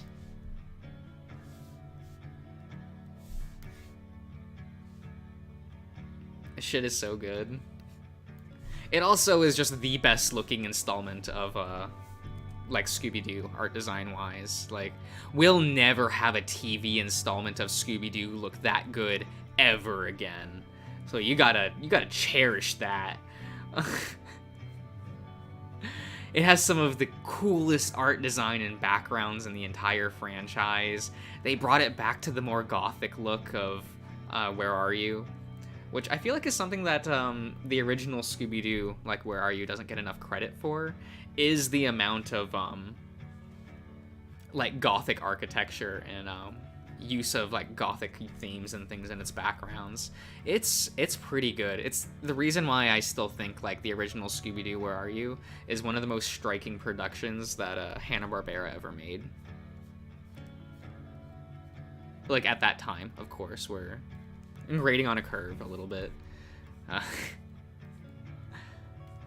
But man, fuck, I love the backgrounds in Scooby-Doo Mystery Incorporated. And the character designs, I'll be honest. I know that some people don't like it.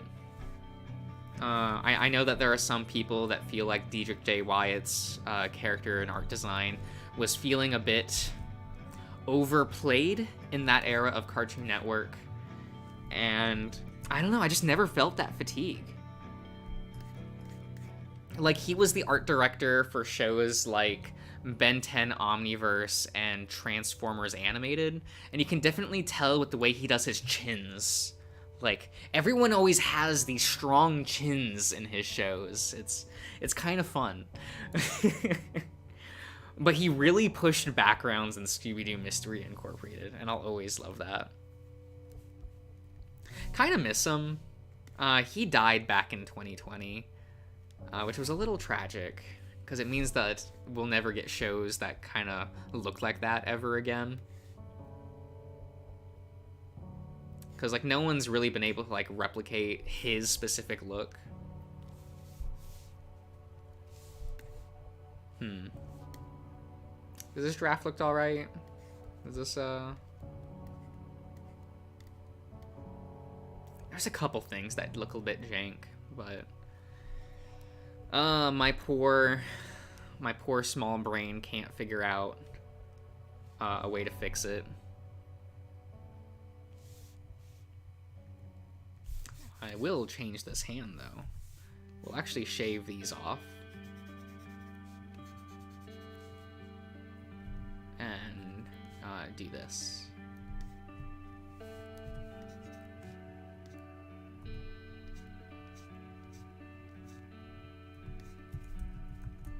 Maybe? Yeah. We'll do that. Ah. It is what it is.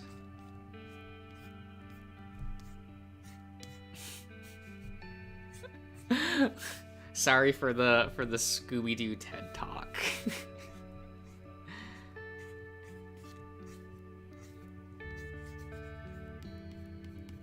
I didn't watch the 2020 TV series, actually. I should probably try to find that.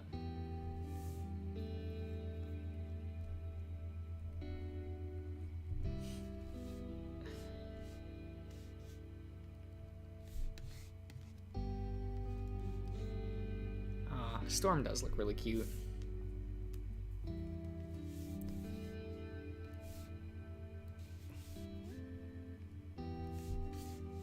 Well, we'll do this. Without a very informative tangent. What? I wouldn't call that, like, informative. It's fucking... I don't know. It's fucking Scooby-Doo.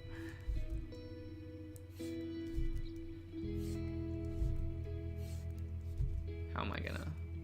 There we go.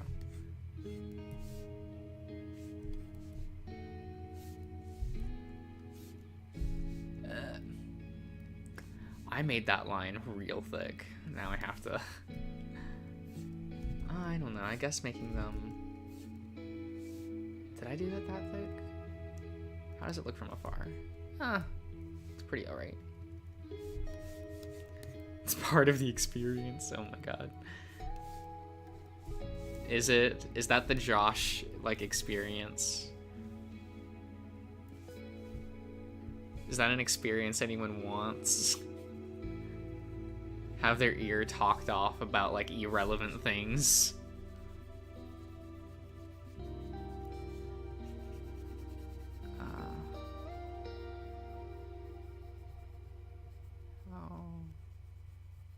There we go.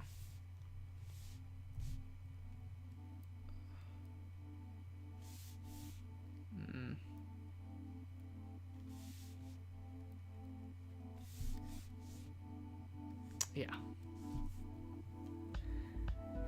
Oh god, I thought this was an eye for a second and got really confused. I was like, did I draw the eye improperly? Like, what? Don't worry about it. I'm definitely all here tonight.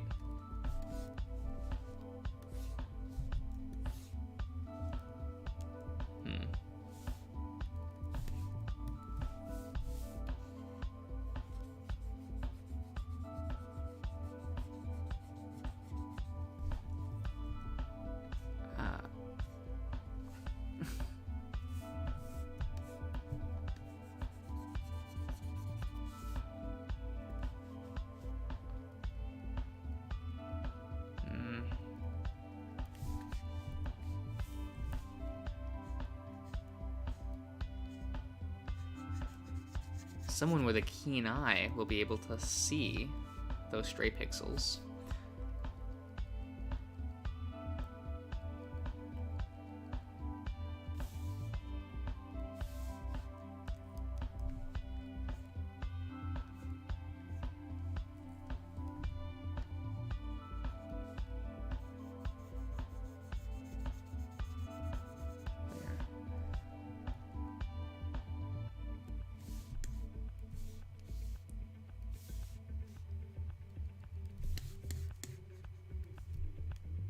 We'll just try to mitigate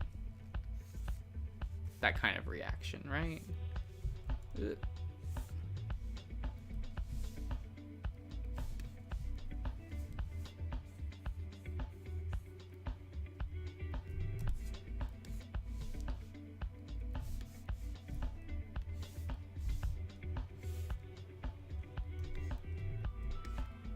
Yep.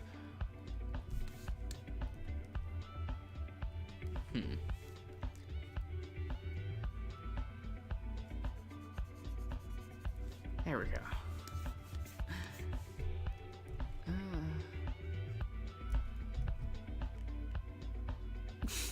You forgot to eat? That's fair.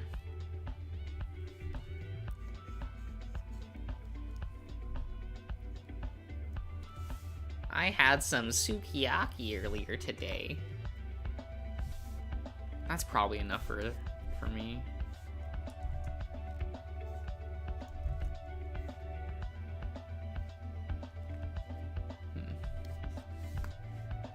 No, I can't have the straight ends being that soft.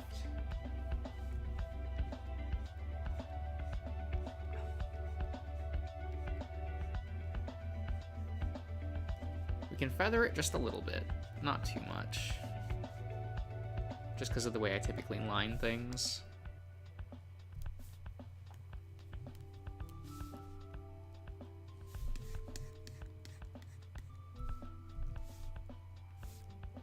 Yeah.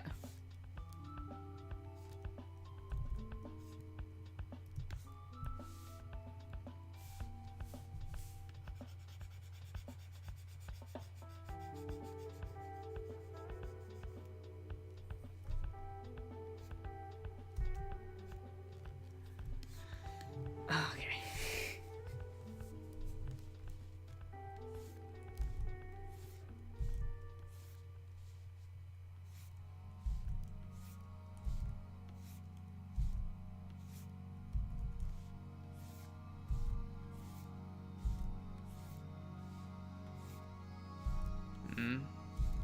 God damn it. Ah.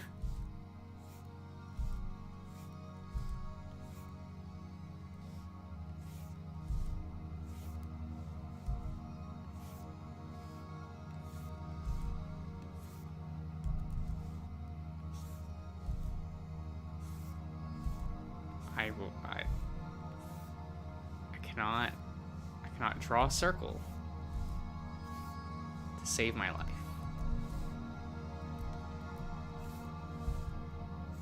I can sketch a circle, but lining one?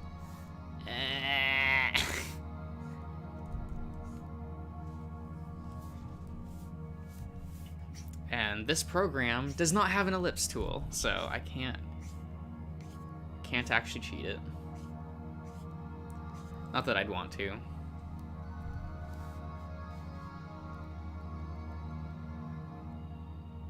Is anyone gonna notice that it's a little bit lopsided?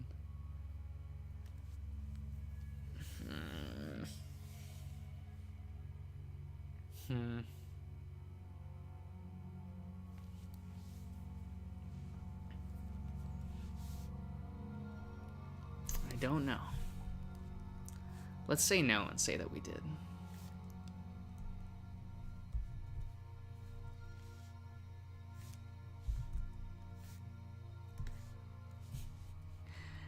Yeah, but Michael, most people just end up using a tool for circles now. I'm just using a program that's way too old.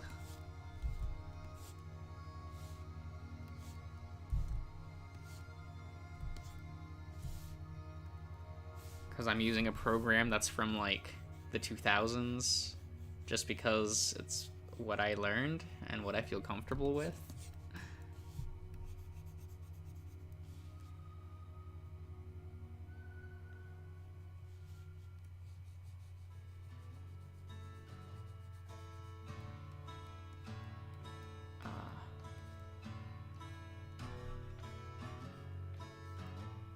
There we go.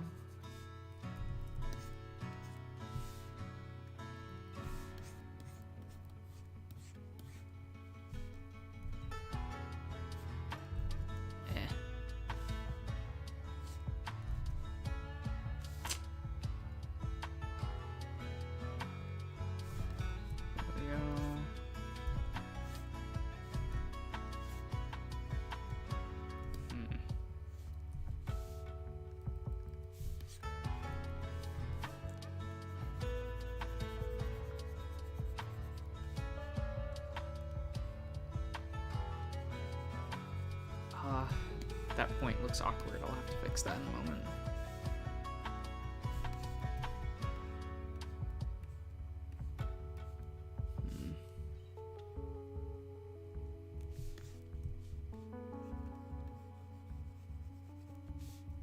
There we go.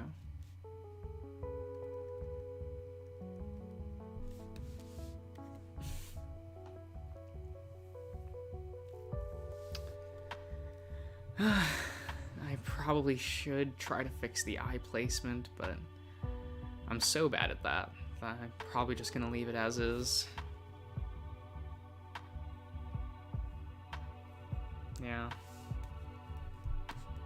Unfortunate. I'm just not smart enough.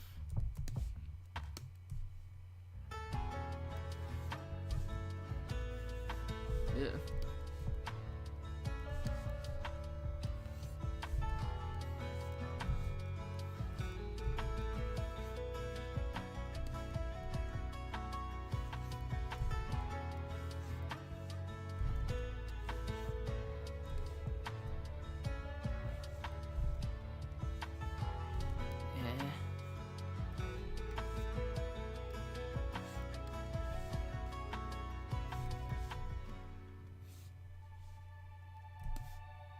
There we go.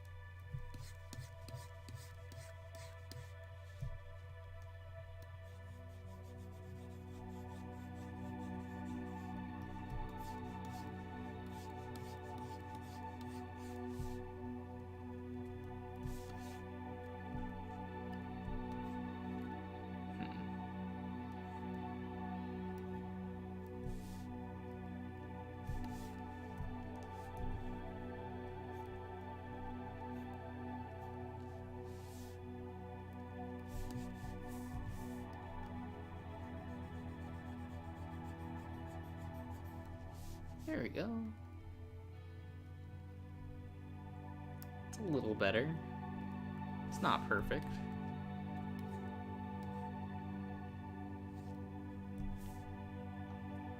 But it rarely is with me. And by that, I mean never.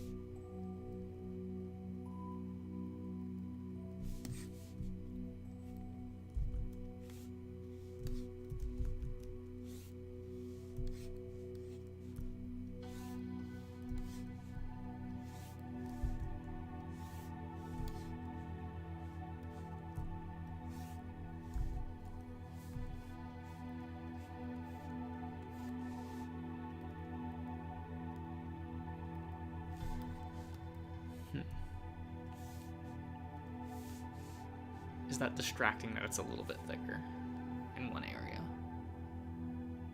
No. Okay.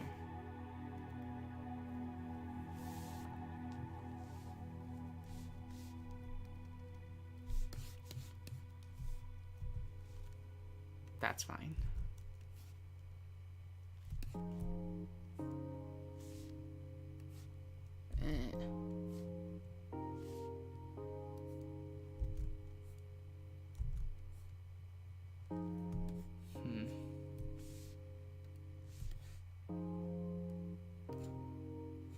It's a little awkward, but I get it.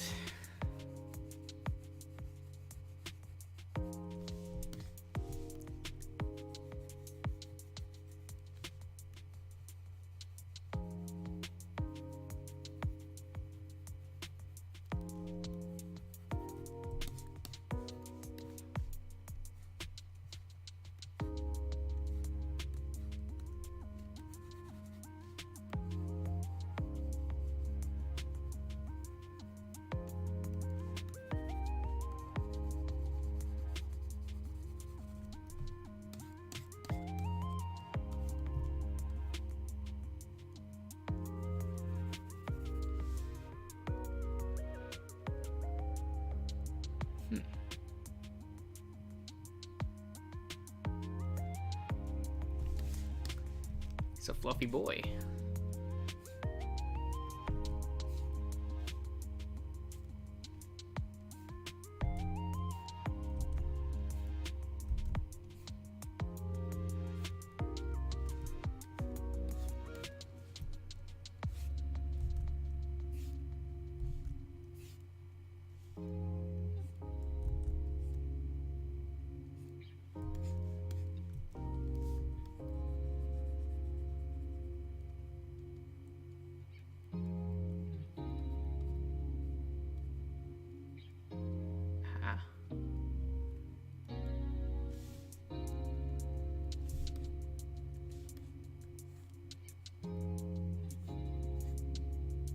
Okay.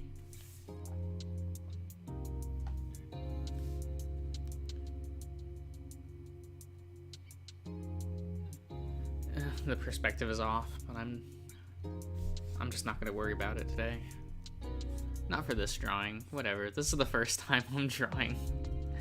And drawing him, it's gonna take me a little bit to figure out how the design actually works.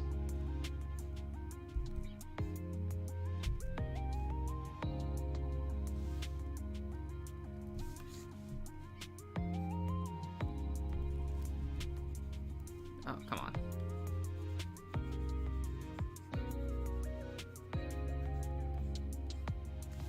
There we go.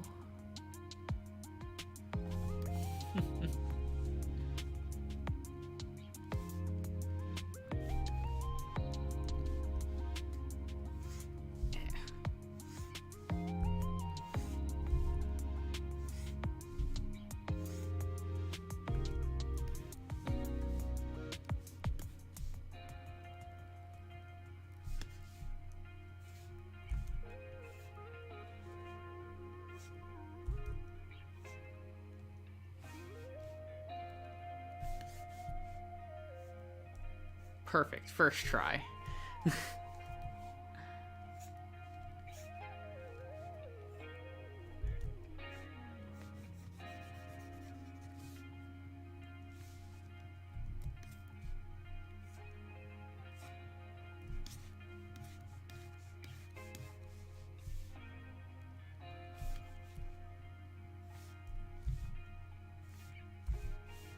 Ugh.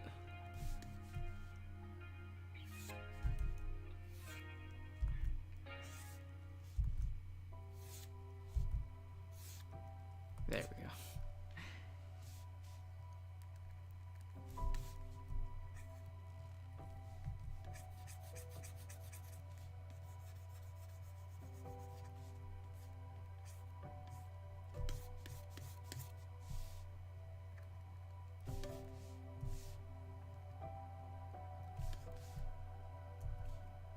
How are we gonna... Oh, perfect. Probably.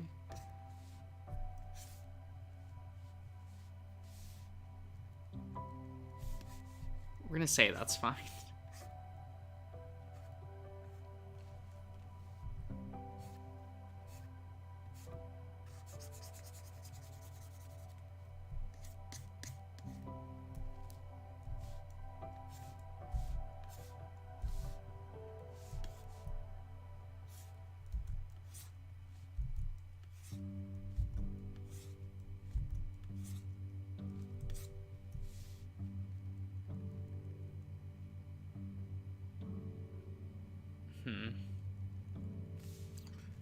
Maybe we'll do this so that line will connect. You know how it is.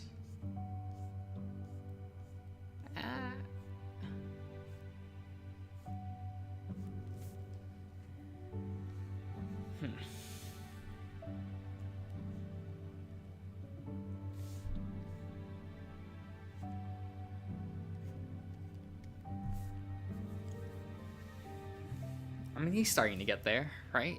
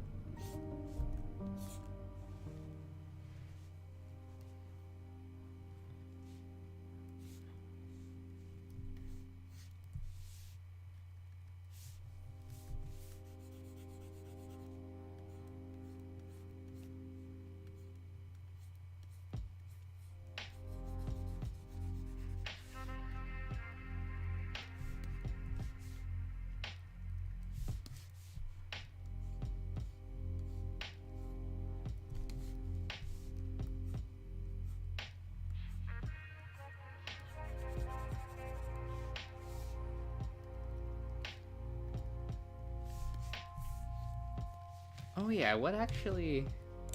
I was just thinking about it. What's winning the poll that I did? Password. Okay, that makes sense. Hopefully I'll be recording Password next week then. Wanna go back and see The Good Boys, right?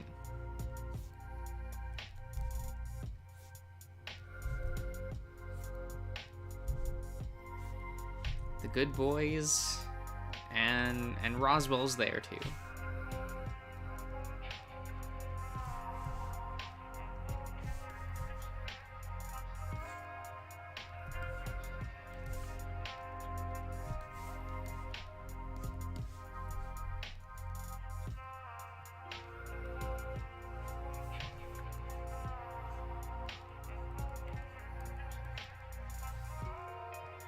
I like how I can say that he's the least popular, at least on this channel.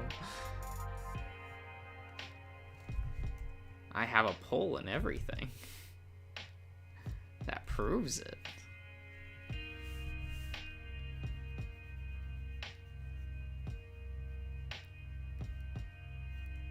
Sadly, I probably can't do one for Minute or Hotel, just because there's too many characters. I can't put all of them on a poll. YouTube only gives me 5 options. He's the meat shield. Okay, but he really is though, if you remember. What Route C and D, you know?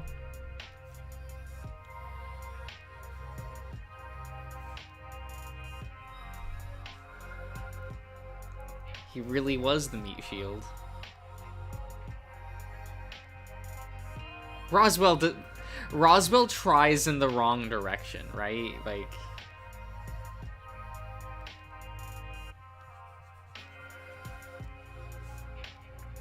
Roswell's like, I'm doing it for myself. Everyone else can die. Which, you know, fair. I would too. I get it. I get it. That doesn't make him likable.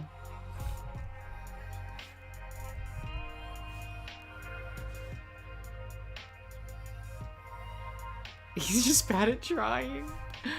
Oh, he definitely is. He definitely is.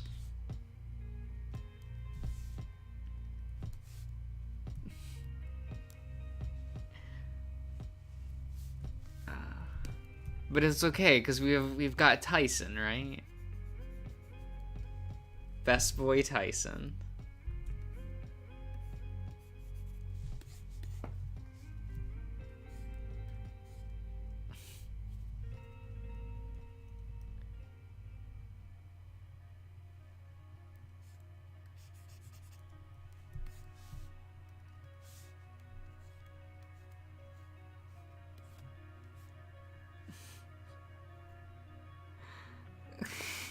A stream to remember?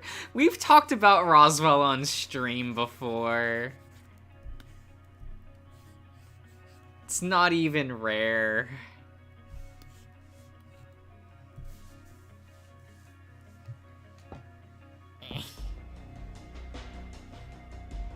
He's a guy.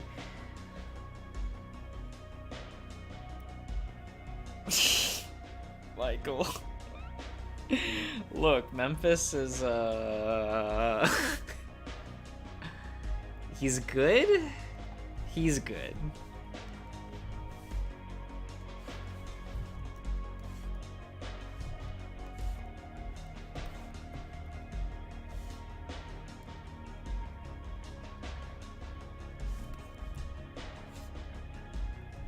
There we go.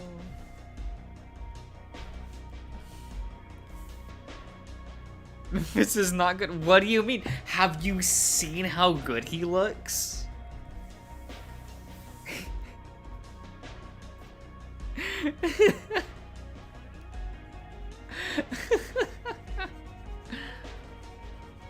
Would you not describe Memphis as a good-looking individual?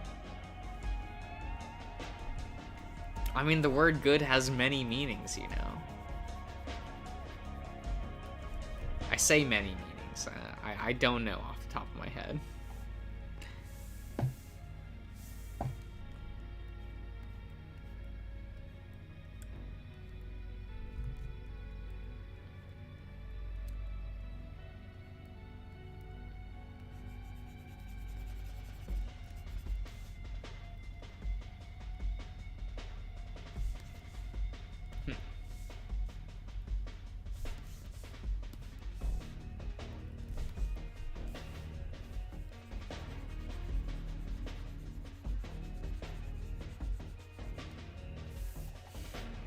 He shot Dave.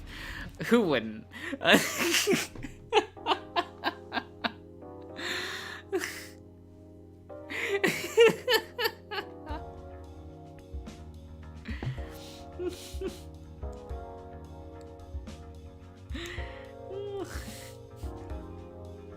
It's fine.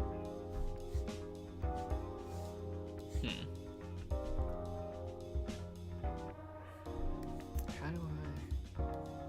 Which line is that? Oh, fuck.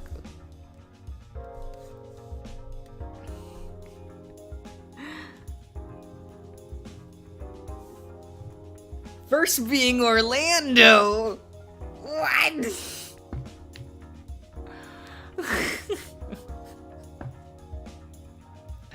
What?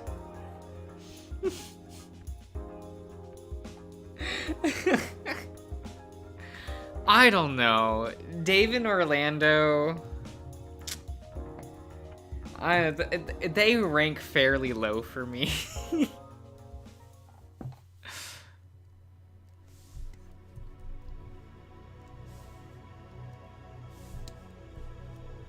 I'm you know, I'm a permanent Tyson stan, you know.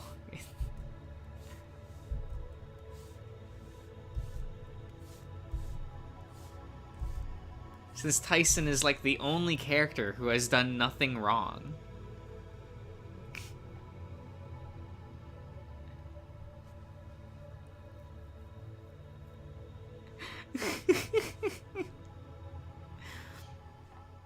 I never said that they aren't a cute couple. I'm just saying, you know, for me, I'd rather a Tyson or a Haas rather than a Dean. Well, you know, Dean's good. Dean's good. I'd Dean. Dean's good. I wouldn't like Dave and Orlando. They're lower rung to me.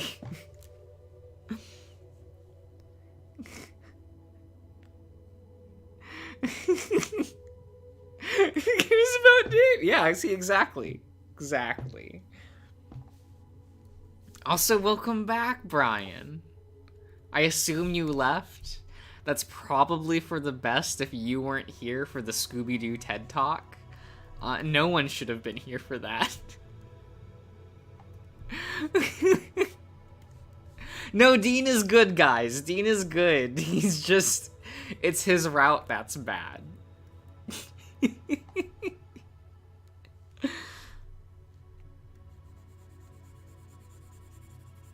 Dean is cute. Dean's...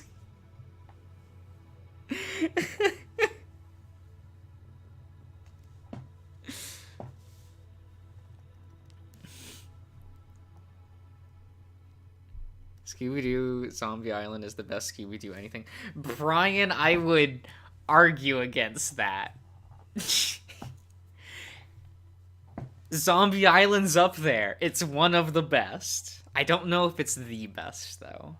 I'd have to pull up some formulas. It's the best movie. I don't know if I could say it's the best piece of Scooby-Doo media, though.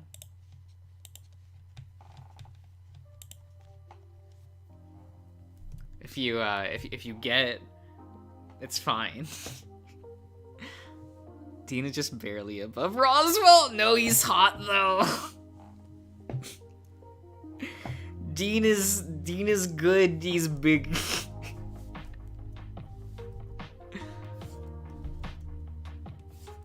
He's big, he's fluffy, he's wearing a flannel shirt. It's cute.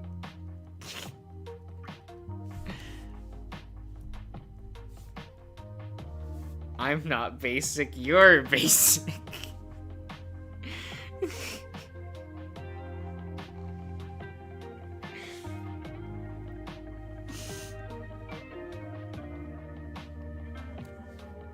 Dean is just so cute.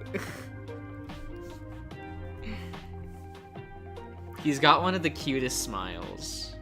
Like, for the portraits. Fuck.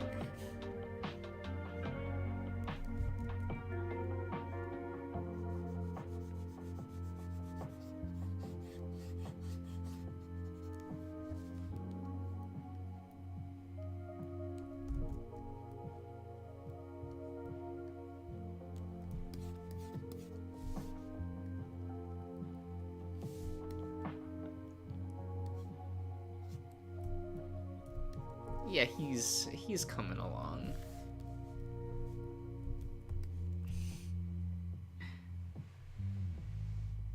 On Dave?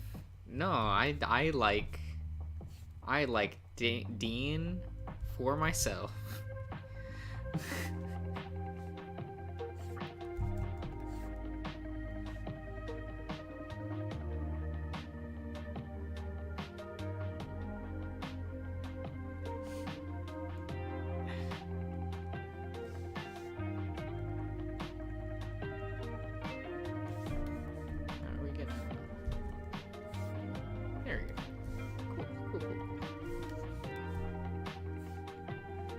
And now I can carry Tyson around with me wherever I go. Super cute.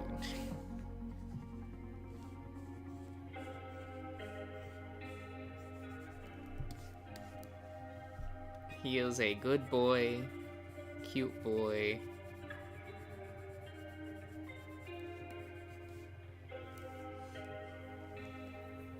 What about Sal? I like Sal a lot, but I like Tyson and Haas more, and Dean is cuter, but I do enjoy me some Sal. He is good, he is pleasant.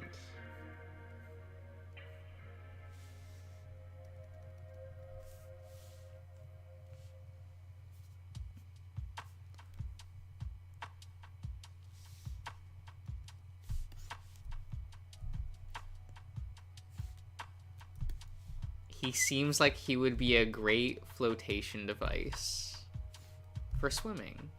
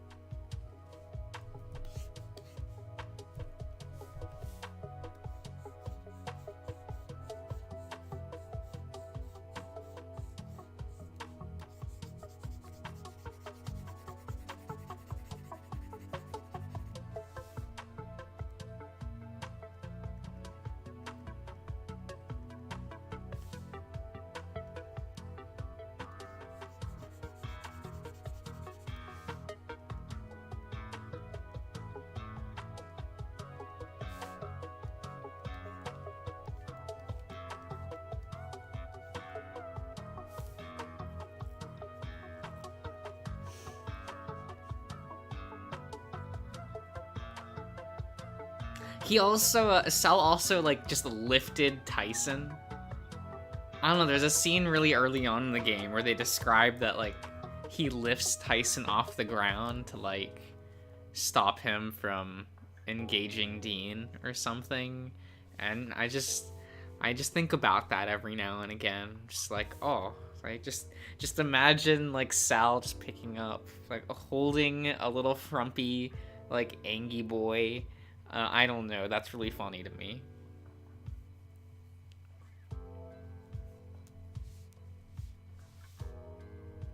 Sal's route is so cute. Like, oh my god.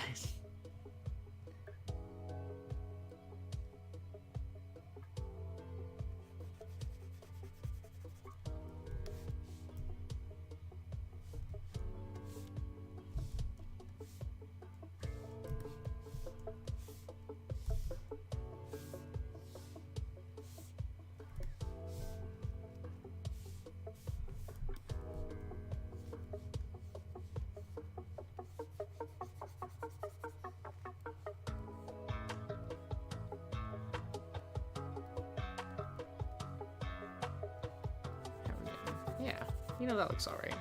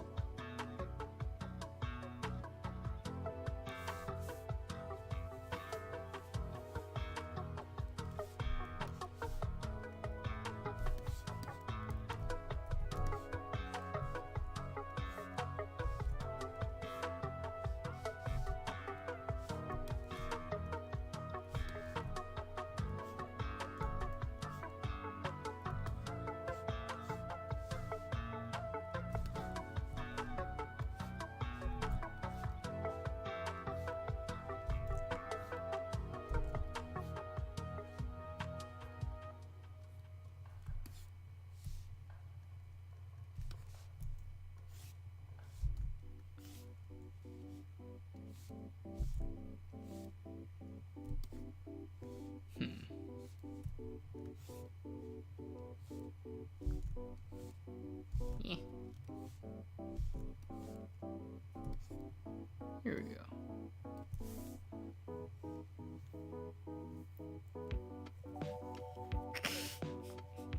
Oh, where Dave gets to be Sal's watermelon? That shit's real cute.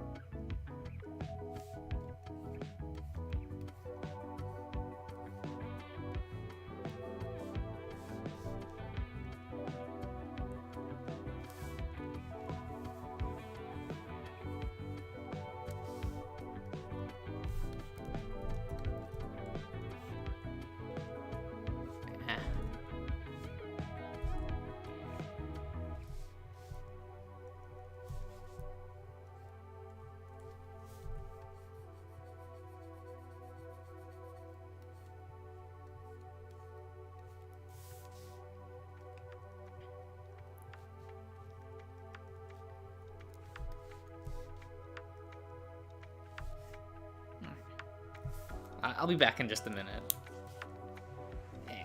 Just gonna go grab something.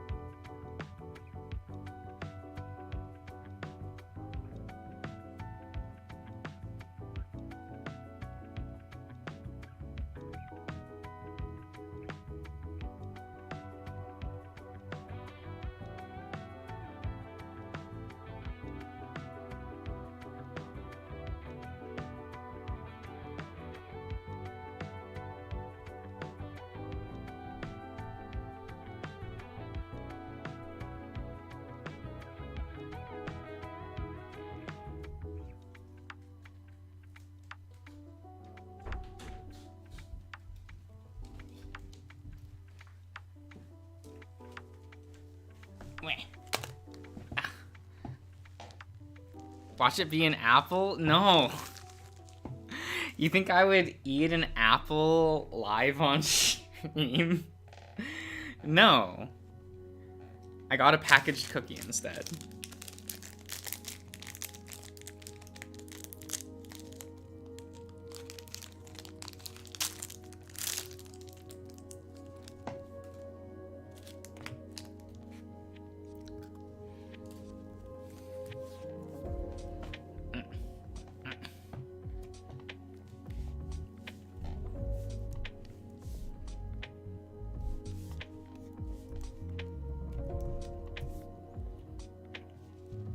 Hope you all like ASMR.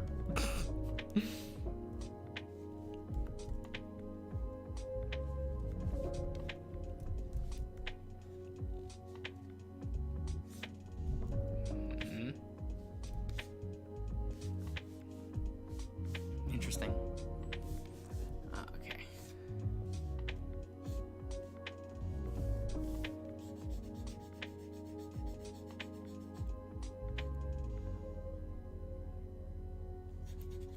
Good. Good.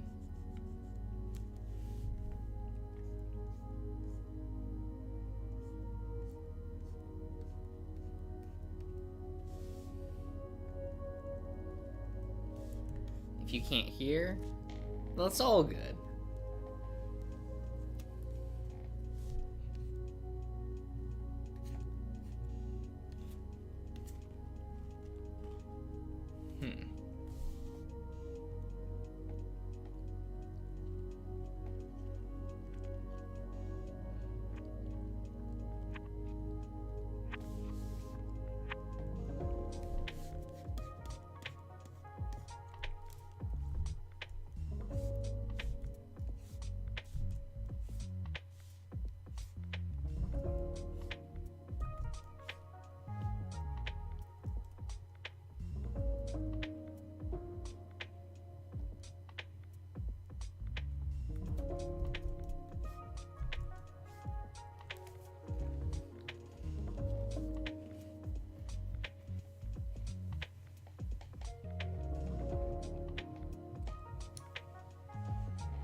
I don't know if there's like a real reason, Chase, for that.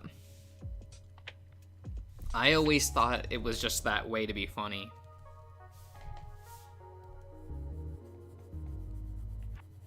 Like, oh, well, what's a Shinigami's like favorite thing? Oh my god, an apple! A ringo.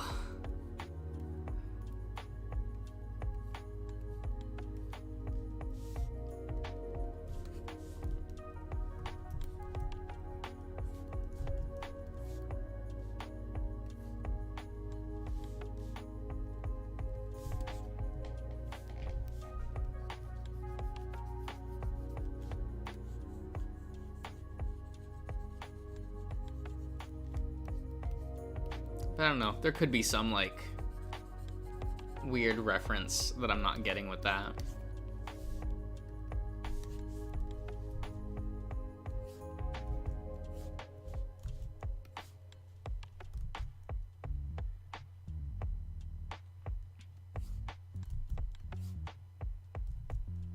Maybe, Michael. Maybe.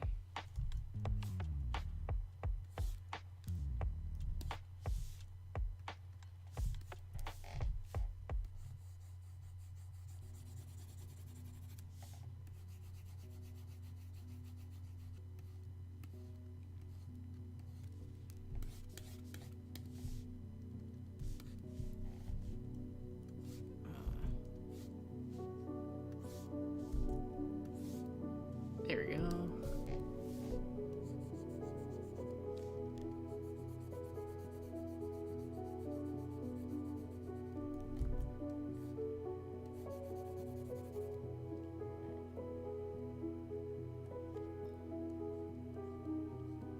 I mean, they use the Christian iconography in like the anime opening, so maybe. I just never know how seriously I'm supposed to like think about anything in Death Note.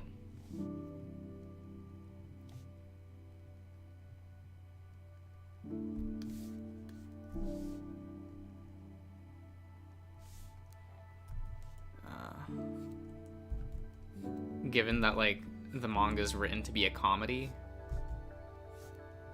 So I always find it weird to try to read too much into anything in Death Note.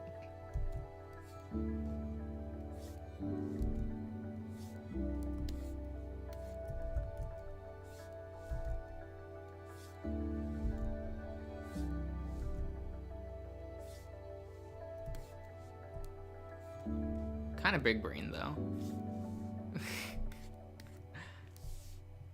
Like as a comedy series.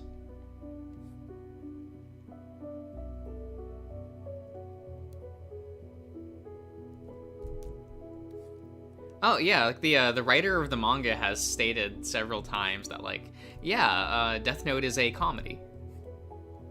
That's the reason why everything is so over the top in it. Is that like, to the characters in universe, it's deadly serious, but with the presentation, it's a comedy. That's kind of like the point of it.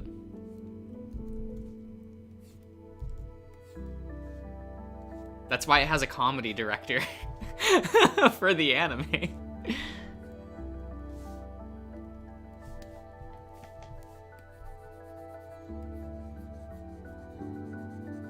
Like that director is mostly known for comedies and like dumb action schlock. So pretty good choice of director for what the manga was going for.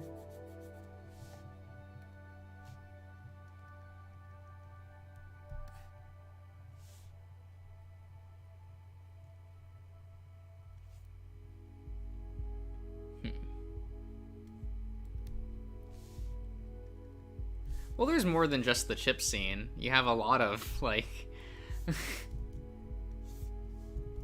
a lot of like over the top sequences. Like you had that weird cut where it's a montage of a bunch of people dying, and then it hard cuts to like a toilet paper roll in a public restroom, and it's supposed to just be like a joke. Like you're kind of meant to laugh at that.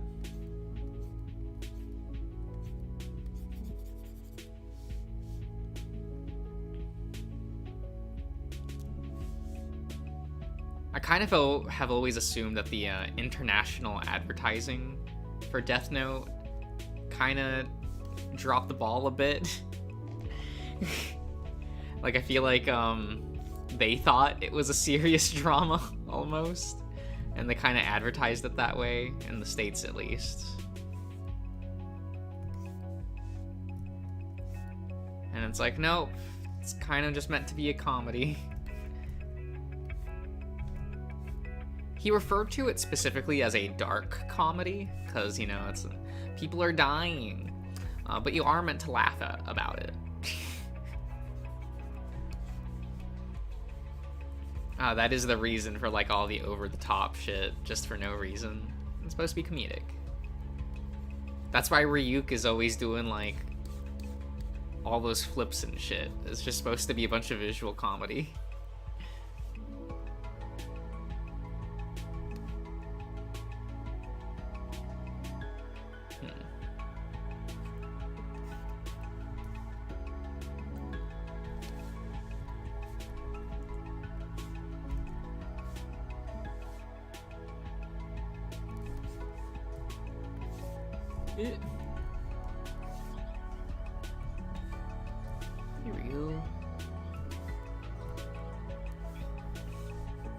You don't remember that scene? It's a lot of fun. I don't know, I haven't like experienced, I guess, Death Note in over a decade, but it's definitely a goofy comedy that I probably should revisit.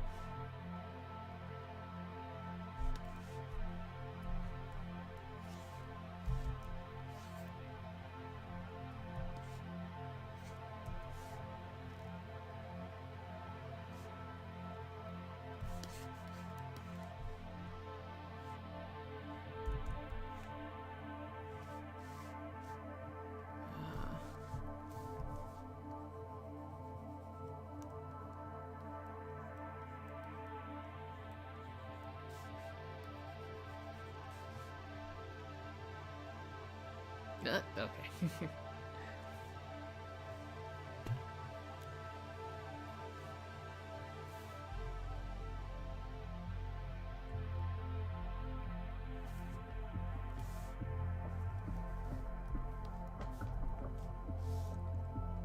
Oh, this is taking a little while, but there's a lot of lines, so I get it.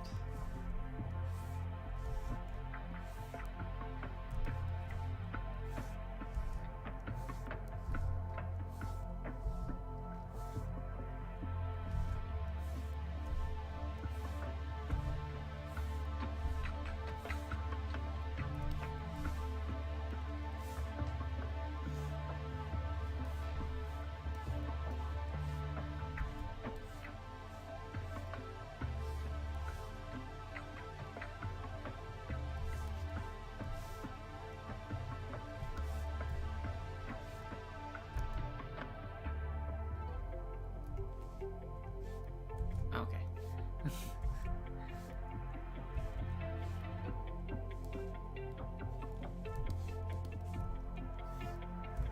Yeah.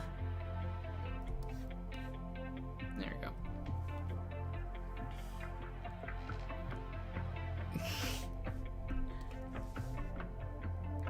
I mean, I do like drawing some fluff.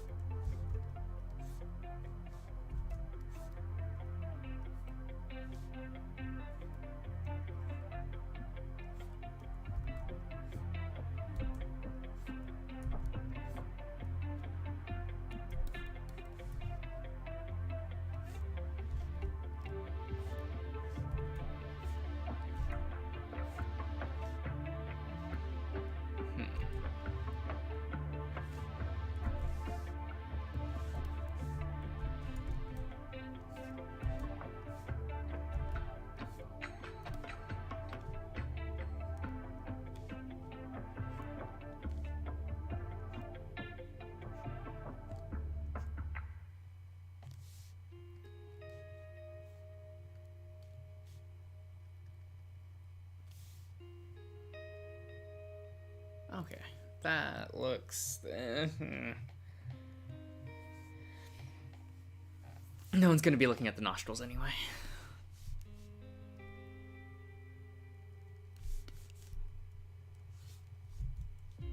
Ugh.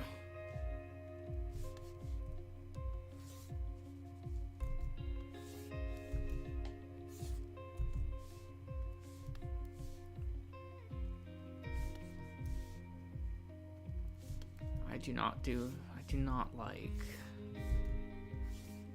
doing long strokes.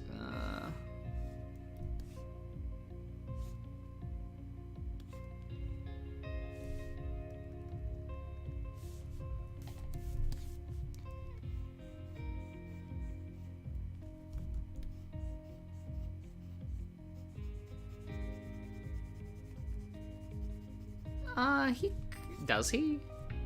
I don't know. I don't think about Asterion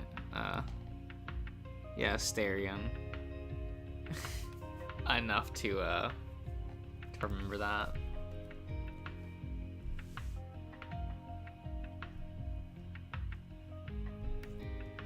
Storm doesn't. He's a cute lad.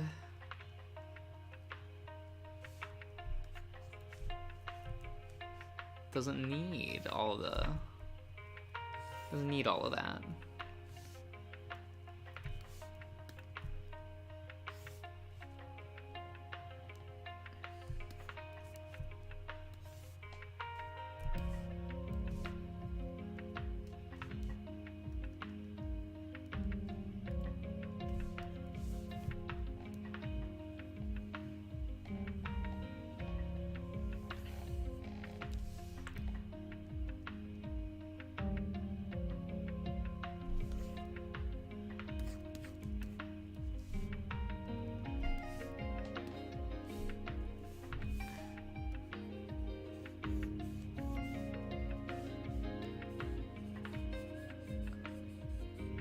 I want to say he has some amount, but oh, I don't remember.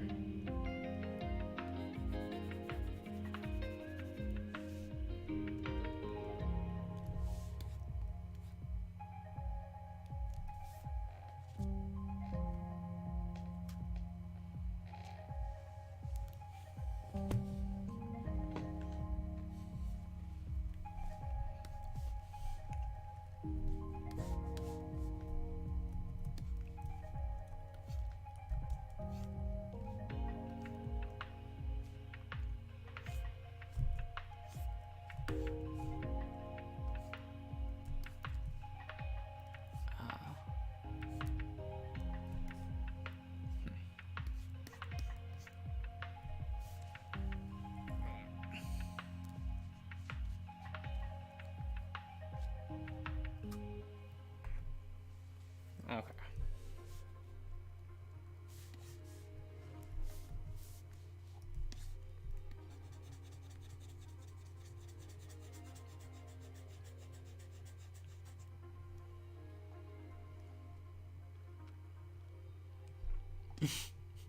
Let's say it's love. Oh my god.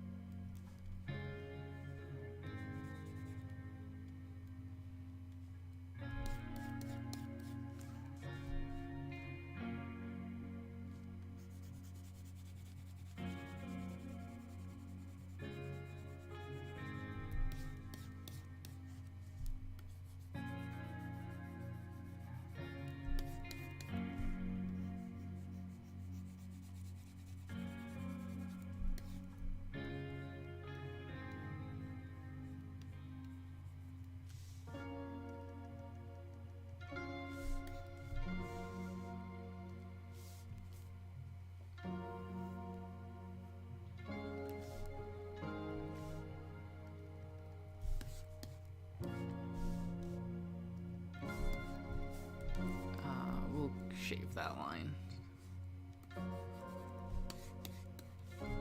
And this line.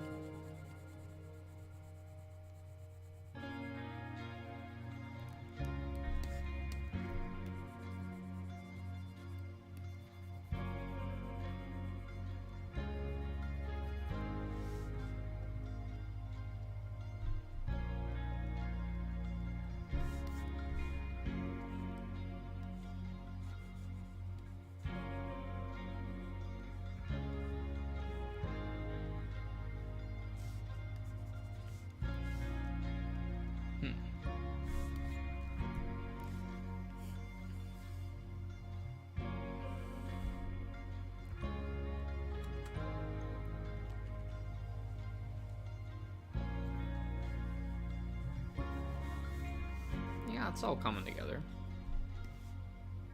Little by little.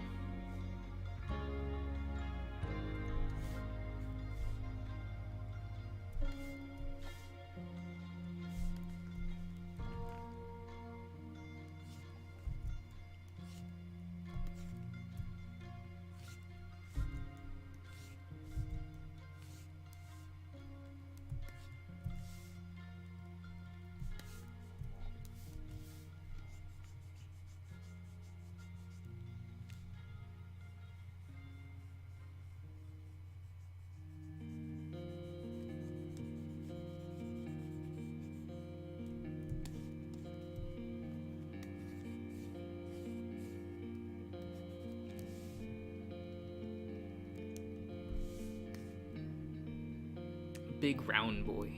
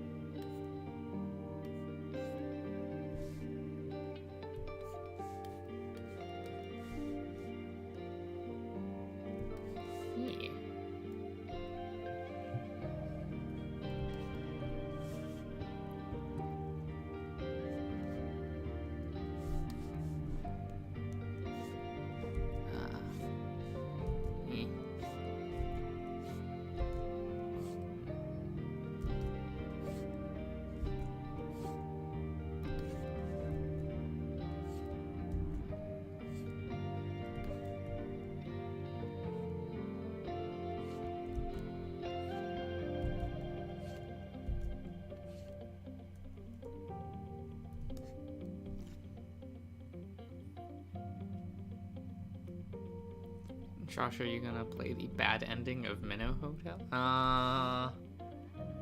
What counts as the bad ending? I thought the game isn't finished yet.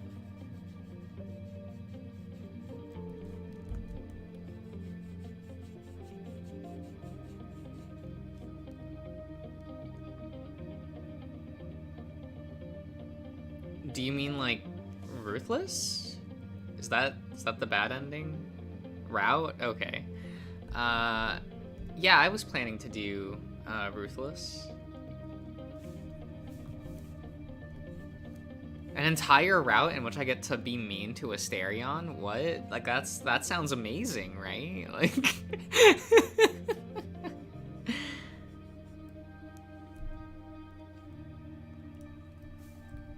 I get to bully him? What? That's all I hear.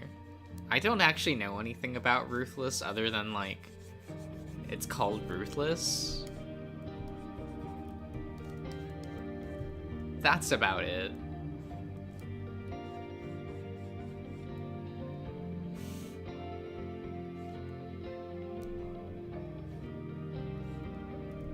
And that you have to send Asterion to the valley to choose that route, right?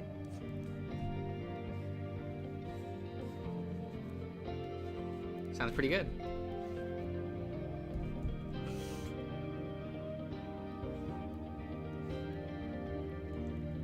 You better not bully the other Minotaur. But Asterion's made to be bullied.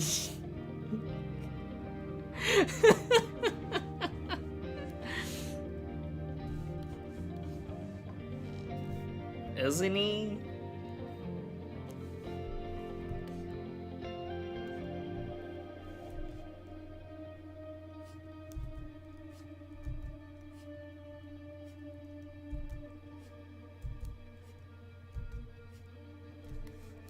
Made for bully.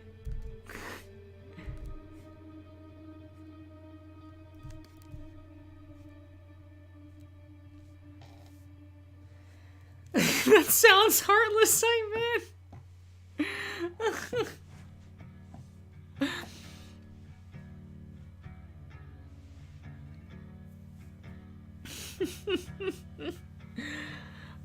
It sounds fun. It sounds fun.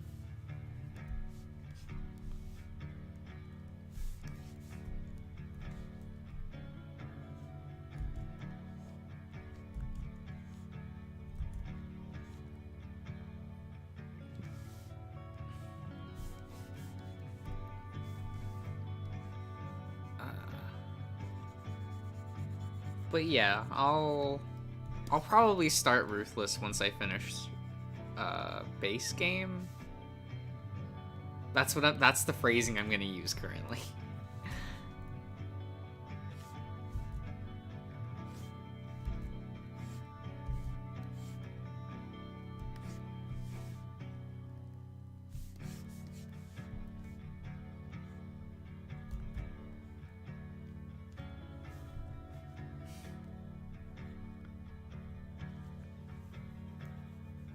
I heard that the gamer route is pretty similar to base game, and half the choices I've made.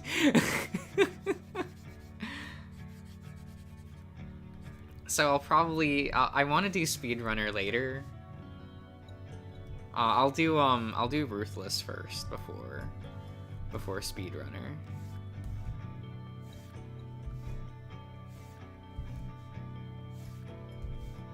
And people make fun of me, and by that I mean Fane makes fun of me for being too much like speedrunner in the main playthrough.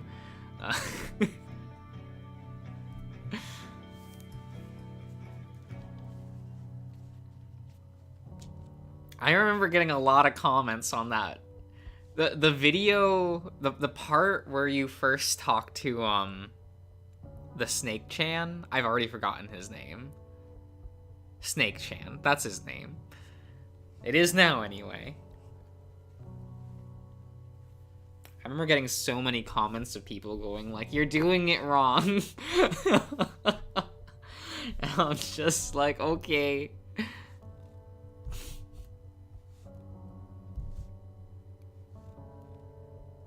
It is what it is.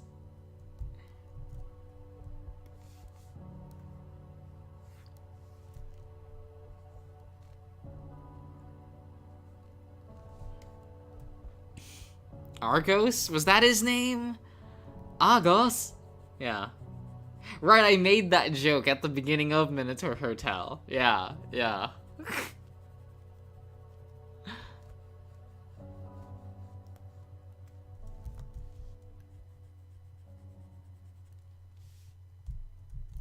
Oh, fuck, I should zoom in to actually know what I'm erasing. There we go.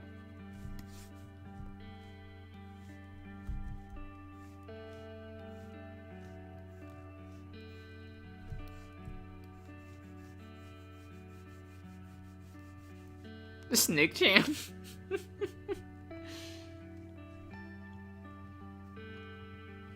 Look. Look.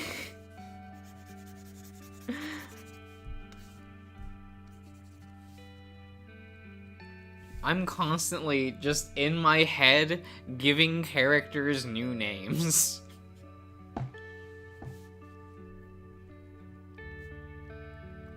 That is just a thing that my brain does. There were years, like multiple years, I could not tell you the cast of Persona 5. That game's cast really was for years to me. Naruto, Junko, Splatoon, not June, and not Mitsuru. Did I forget anyone? Nope, that's it. You have the cat. That's all that you have, the cat, and the other one. Yeah, that was all the party members. That last party member, just the other one. That's about as much relevance as the game gives that character.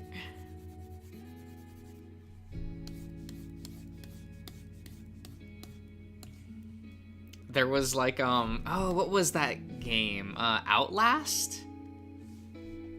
Yeah, that first-person horror game. Outlast. I never remembered the name of one of the wandering, like, enemies. I always called him Pig-chan. No, Pigu-chan. That's, like, I think he was, like, the butcher-looking guy, but I always just called him Pigu-chan. Like, I don't know. His name's just Pigu-chan. I never remembered the actual, like, religious guy's name. In my head, I just called him, Father Pucci.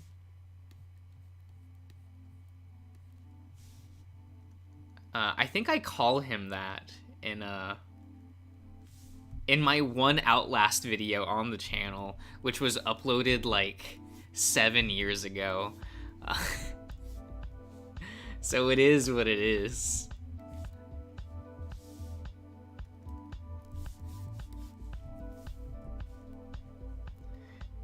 That's way too cute for a horror game. What? You don't want to be chased down a hall by Pigu-chan?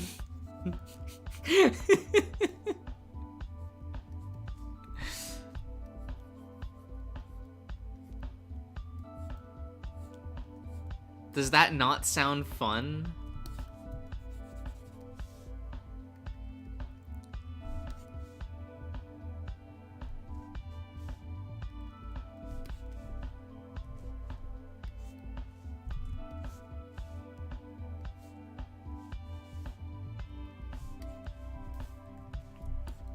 I don't know, I always find myself doing that shit, just in my head, just like rewriting a character's name.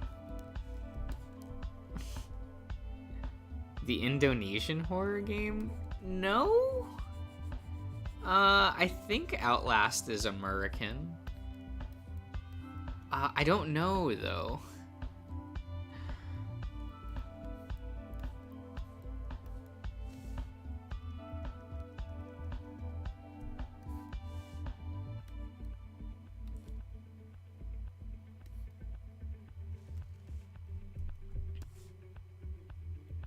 Oh, we're getting there.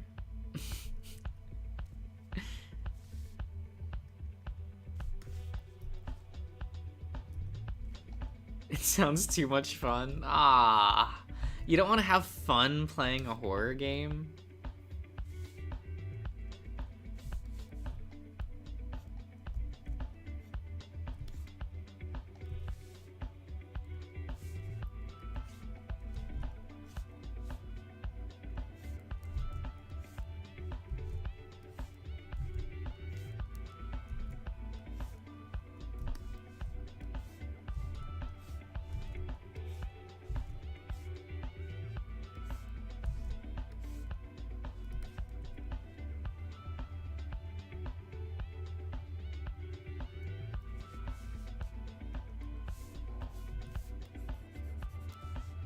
I don't know, I haven't played too many modern horror games, though. I used to really like them. But, I don't know. I don't know what happened. Maybe they just stopped making good horror games. Okay, but they really need to go and port a bunch of older horror games. Like... Or just release them digitally on a store or something. I don't care. Like... You have games... Oh, like Haunting Ground? I'd like to be able to own Haunting Ground digitally. Or, Rule of Rose is a game I've always wanted to play, despite how poorly it plays. Because that game just looks so interesting. I already watched all the cutscenes and know what happens, but, like... Damn, what a cool horror game. Plays like ass, though, so... That's a little sad.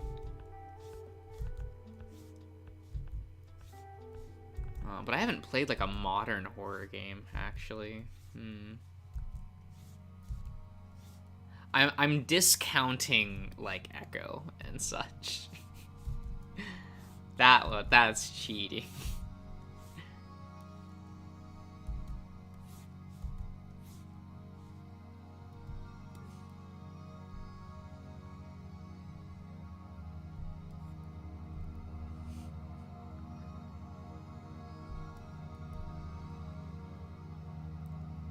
Is that the girl with the dog?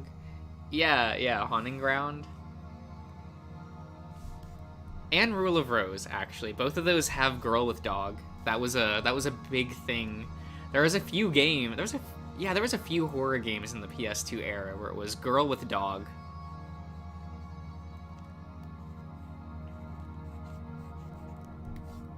That was also such a weird era because like, all of the horror games had, like, female protagonists.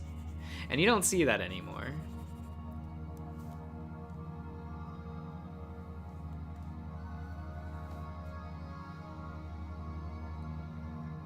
Oh, yeah. There's just a lot of girl with dog games, see? It's just... There's too many.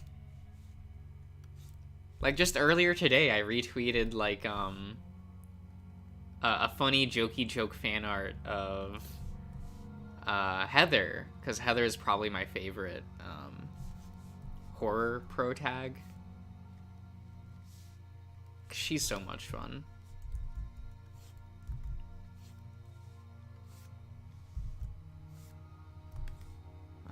I wish I owned Silent Hill 3, and that also Silent Hill 3 wasn't like $130.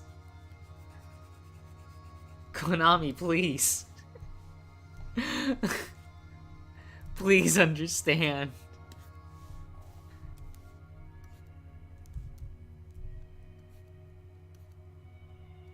I would love for them to just, like, reprint the game. You know what I mean? Some studios did that a few years back, and by a few years, I mean, like, 5+, where they just reprinted some PS2 era games, and it was like, cool, now the prices of these games are low. That's kind of nice.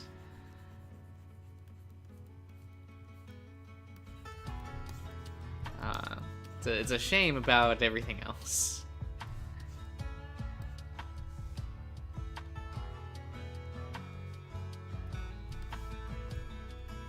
There we go. I was like, I don't have the right tool. Selected. I almost said equipped. That is technically not an incorrect statement, but I should not be describing it that way.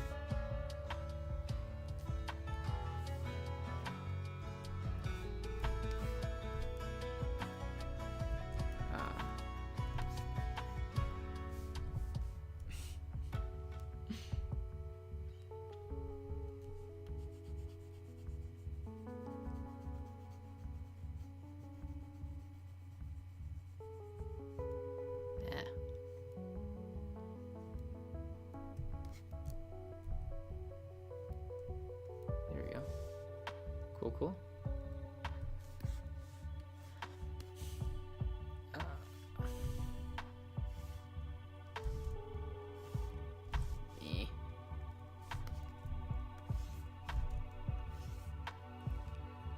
This arm's fucked, but you know, that's... No one will know. You're living the gamer route, Josh, look.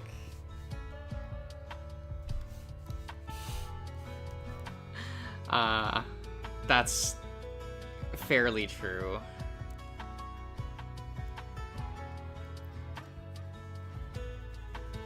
I'm not even, like, I don't even like speedrunning games, I'll be honest. People always just kind of assume that I do. And I'm like, nah, I don't like speedrunning.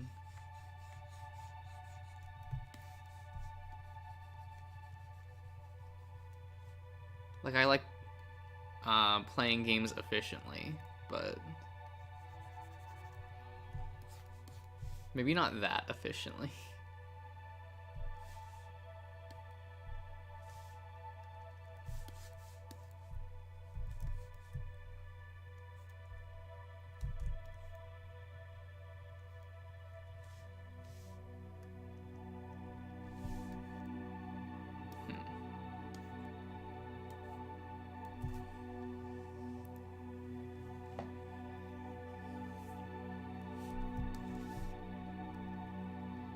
We're getting there.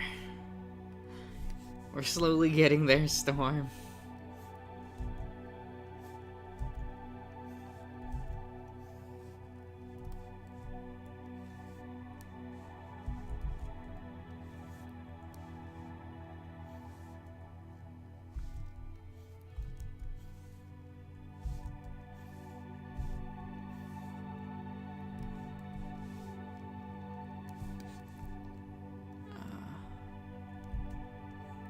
How should this?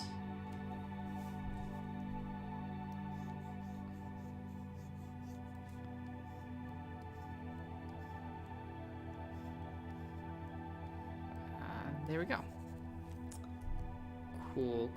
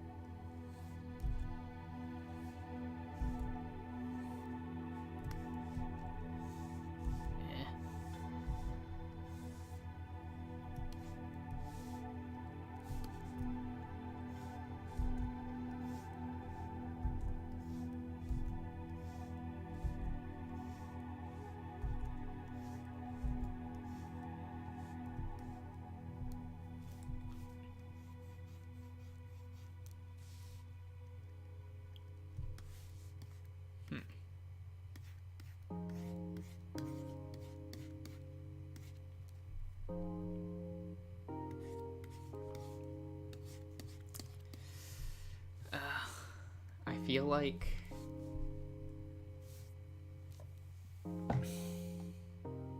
his gauge is like hollow, right? I forgot to check that. I feel like you would see like, oh, whoops, a fluff of fur behind it.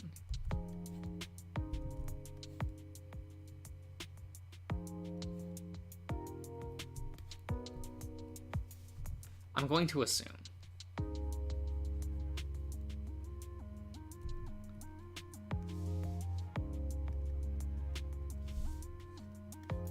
Well, we'll do that.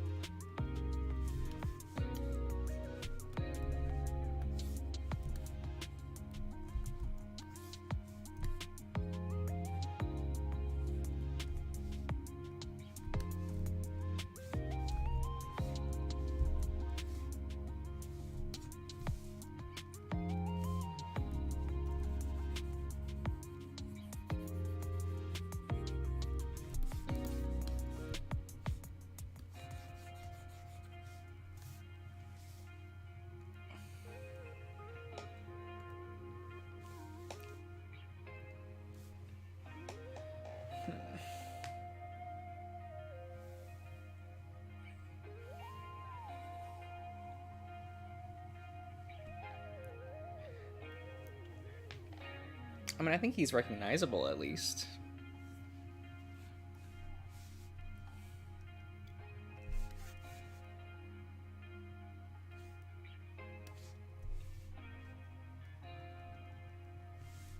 I kind of don't like the way this looks, though.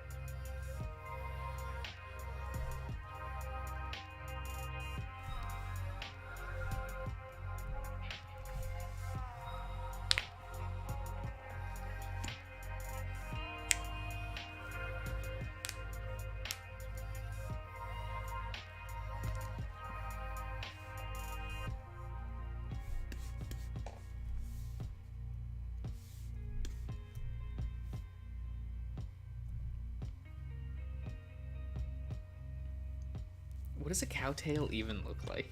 I don't even know. I kind of just drew that without even thinking about it. Aw.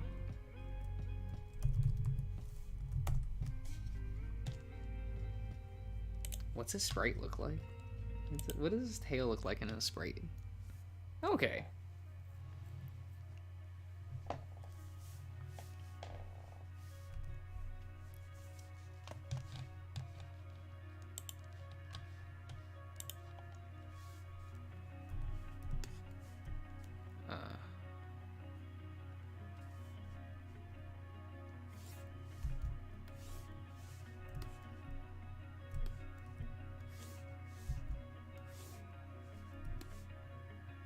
He's got that.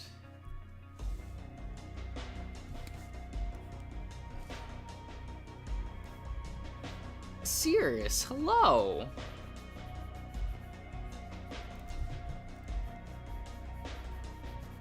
How are you doing?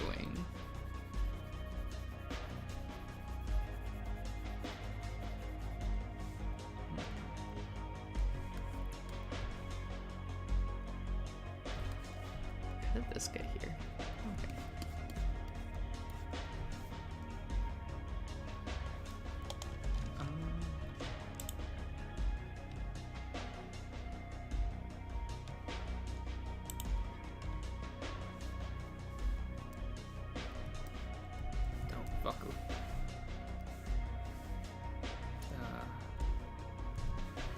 We're gonna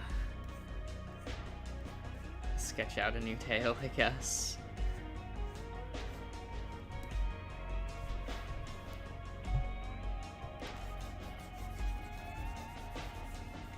Storm's tail is a lot shorter than I recalled.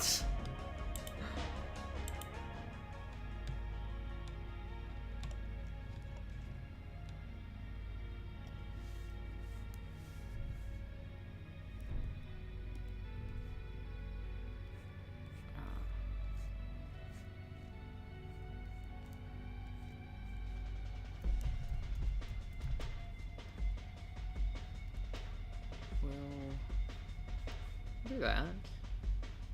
What will?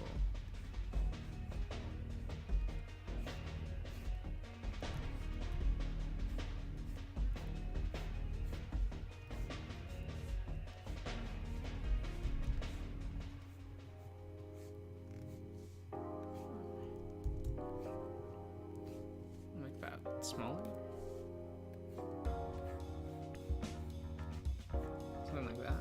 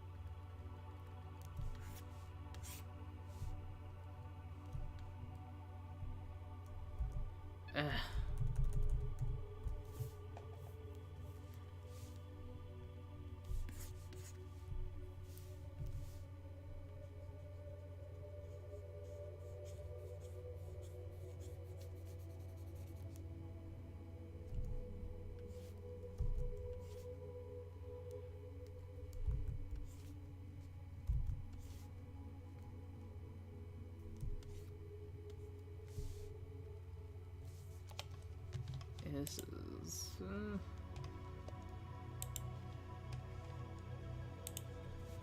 just can't quite figure out how this is supposed to look. But that's okay.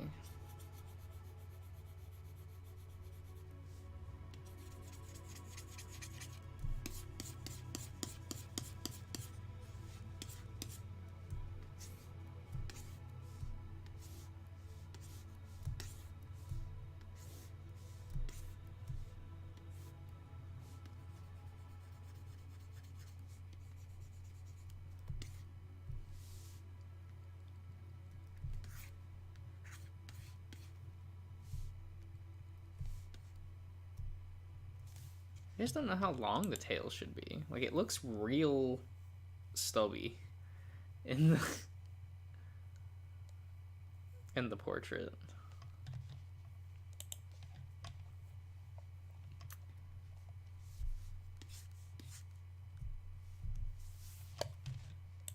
But I don't know.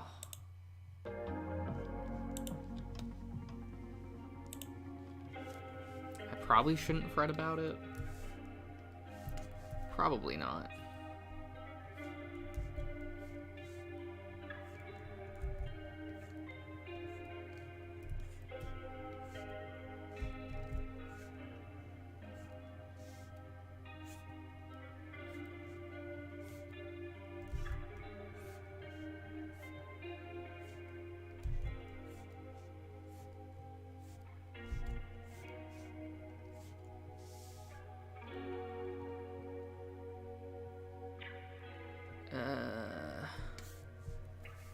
It's fine.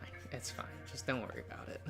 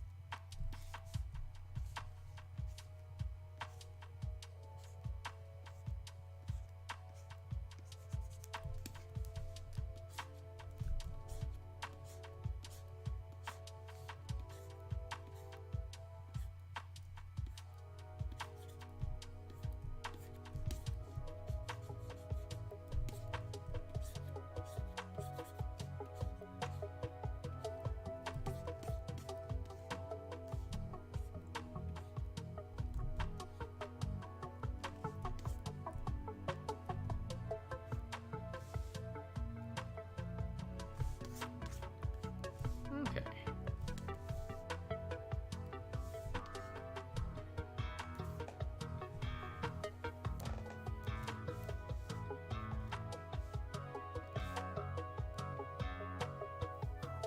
Where's the gap?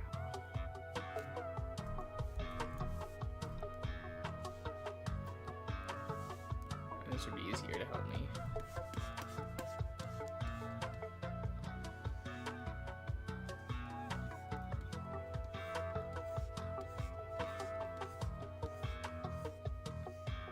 There it is. Okay.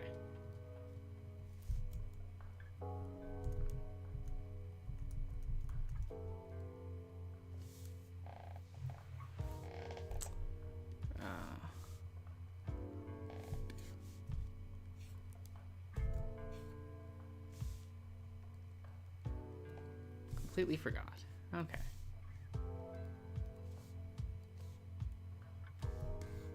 Good.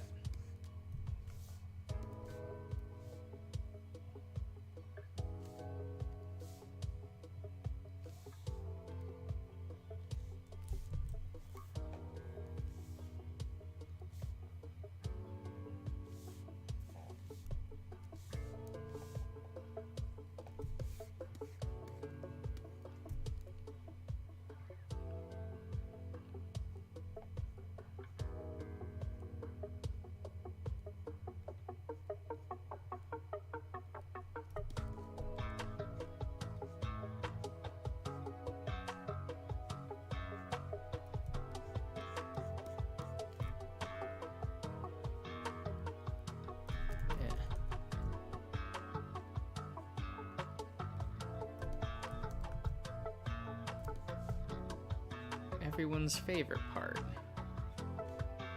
The hatching. That only I do, because the hatching's not very popular.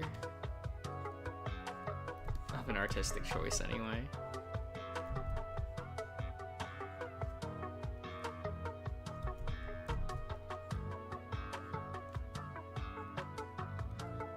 I mean, I get it. It doesn't impress like rendering shadows do, so it's less marketable.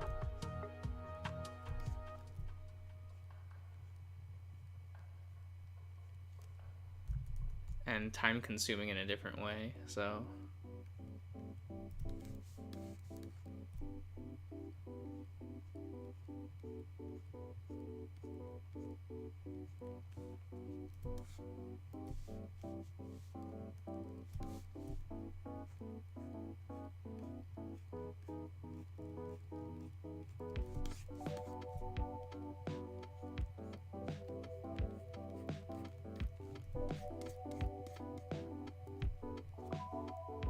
Is it cool?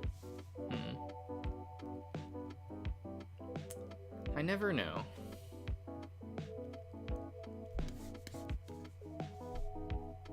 I guess I always look at it and think of it as like a shortcut for people who can't shade very well. Like me.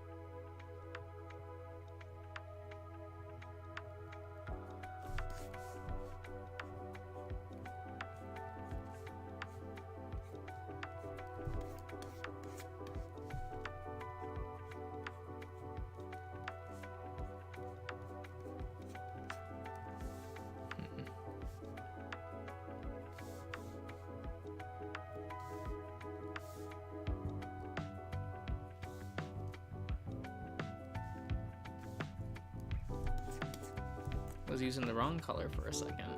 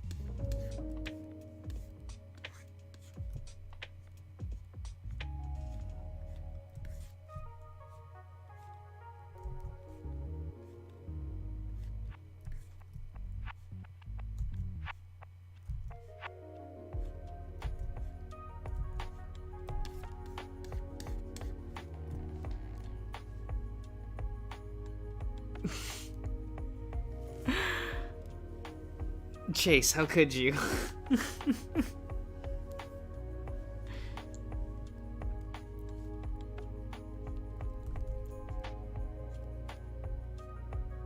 How could you be playing a game like that?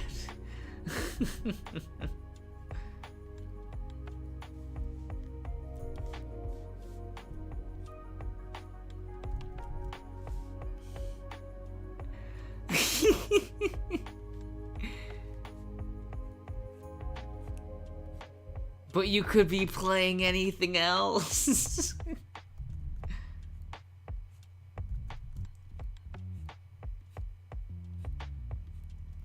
You could be playing, I don't know, fucking Blue Reflection.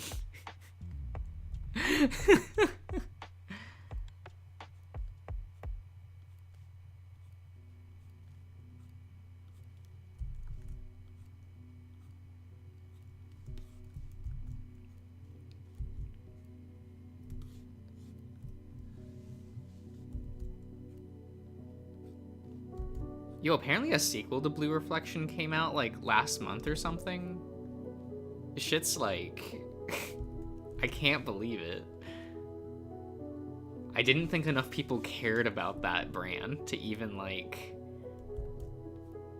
for it to ever continue?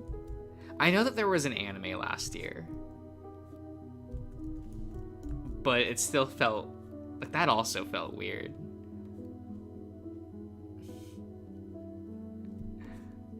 Brazilian, I'm just admiring your drawing. Oh, thank you. Is that pastel? Is that how that's pronounced?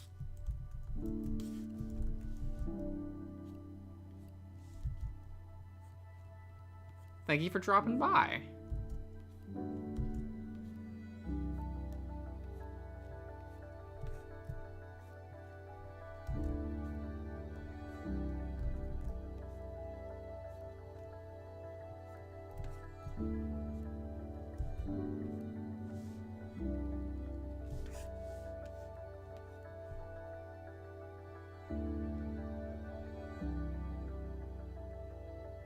Is the name of food? Wait, not pastel? Sorry, I am not a smart person.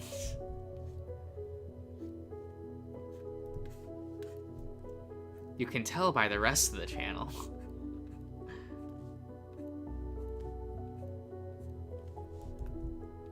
While everyone else was taking general study courses, I was taking art classes. Maybe not the best decision. Everyone else is getting, like, STEM job degrees and shit, and I'm sitting here, like, I can draw the stick figure real good.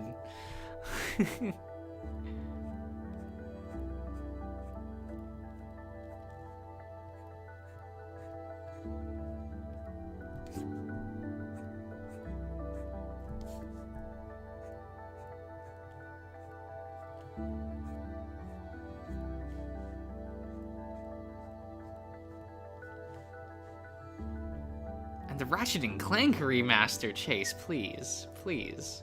Love yourself a little bit. There must have been good games that got released on the PS4, right? Like,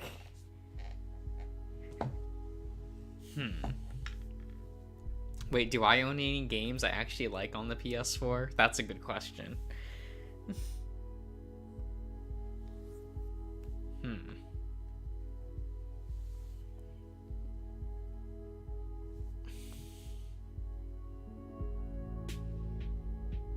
I own Senran Kagura Estival Versus and Oni-chan Bara whatever extra title, whatever.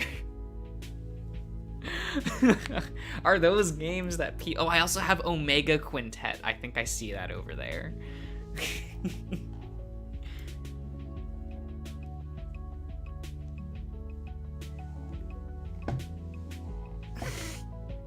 You've been summoned? Welcome back, Ian.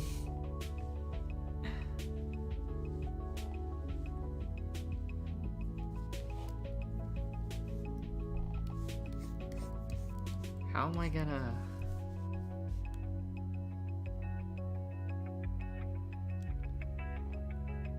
Oh, okay.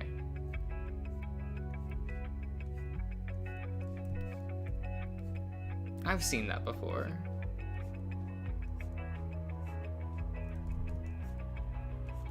Personally, I always liked the W's for clapping that I see on, like, Asian streams. That's always funny to me.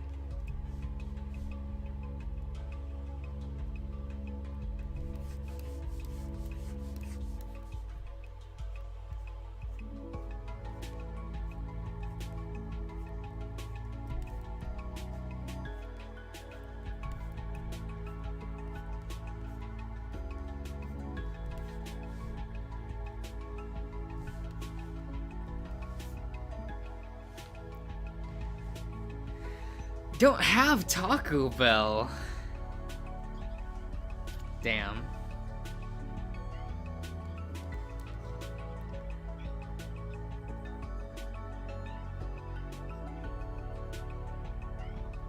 Oh, you don't speak English? Okay. Only one in the entire country? Using Google Translator. Oh, okay.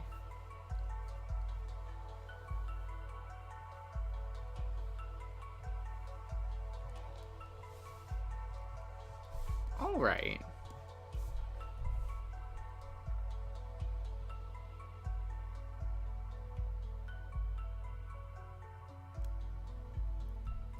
For the business?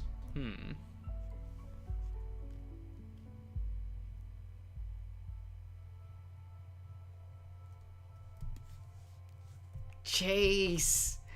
Just... Oh my god. I'm experiencing very... What's the line from the remake? I'm experiencing complicated emotions. I don't know.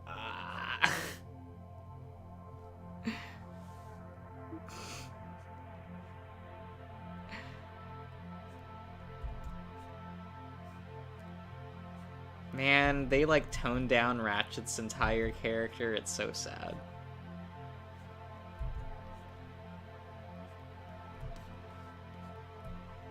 many mixed emotions.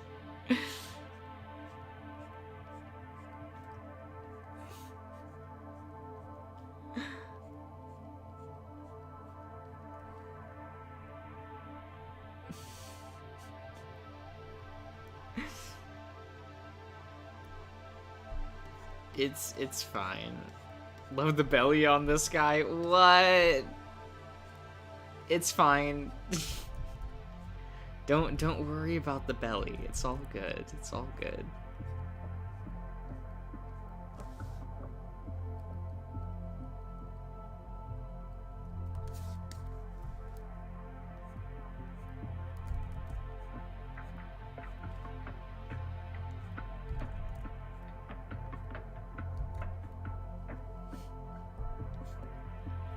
Give Chase your PS2?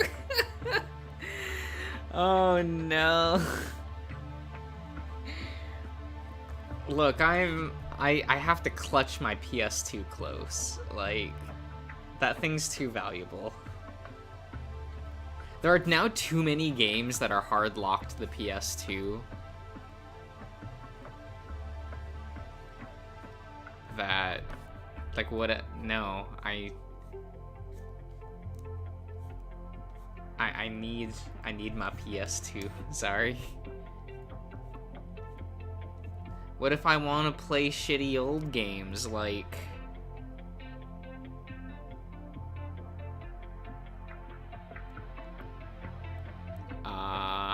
what do I have?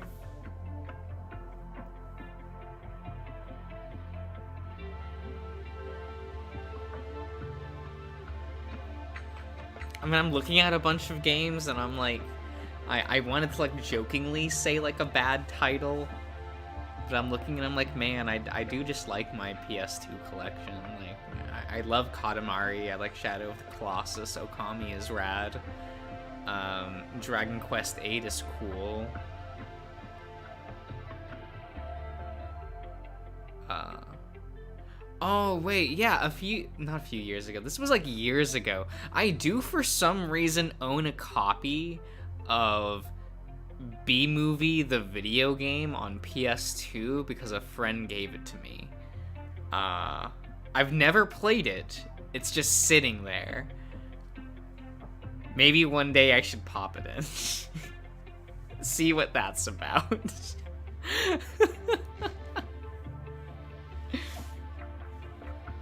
Who knows?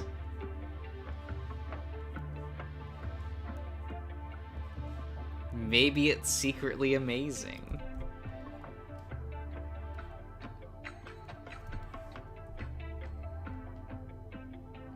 Is it possible to draw up and... Yeah, there's plenty of furry, like, Marios, right?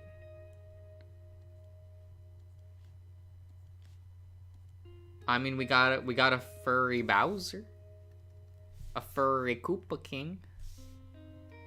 As they say in the great and glorious Nihongos.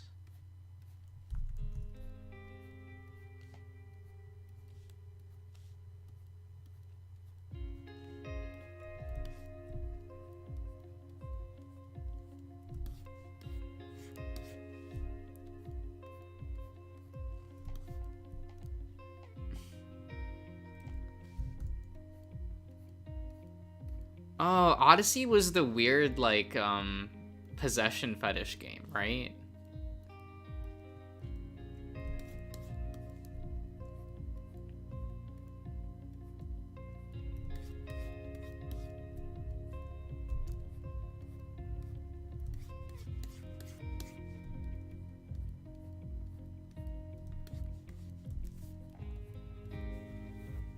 Yeah, that's the one. Oh.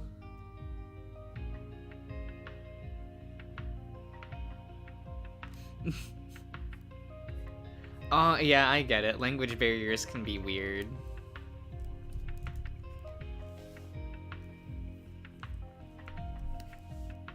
It is a lot easier through text, though. That's one good thing.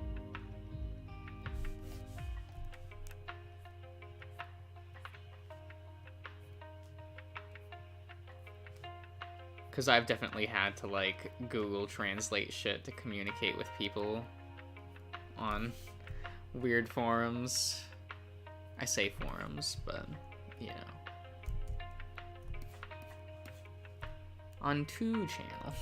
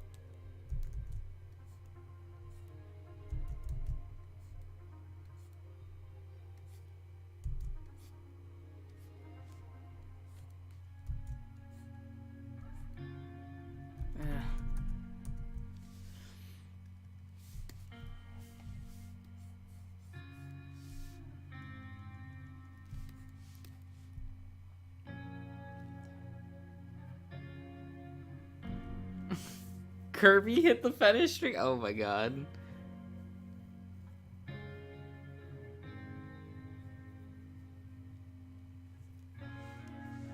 Isn't there like a moment in Bowser's like inside story where like a Boo fattens up Bowser?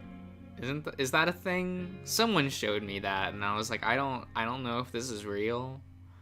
I don't like it though. That feels a bit too, I don't know, directly to you.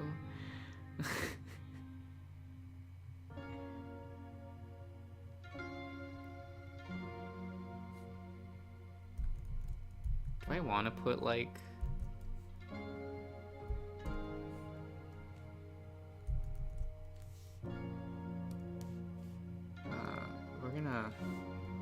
we're gonna go back here for a second and figure out. I mean, I put fluffs on one elbow, so I should put them on both.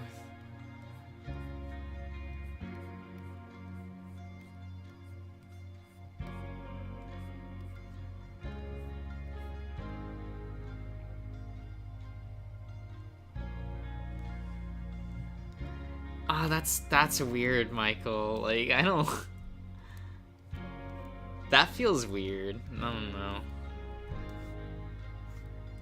I mean, I don't play Mario games, so I guess, like, you know, it doesn't matter to me, but...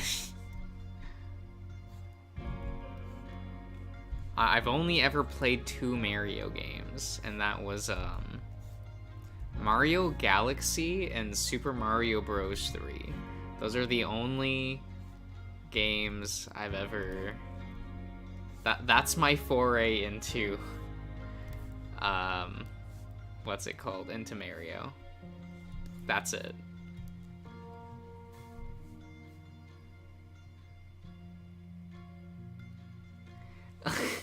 Ian.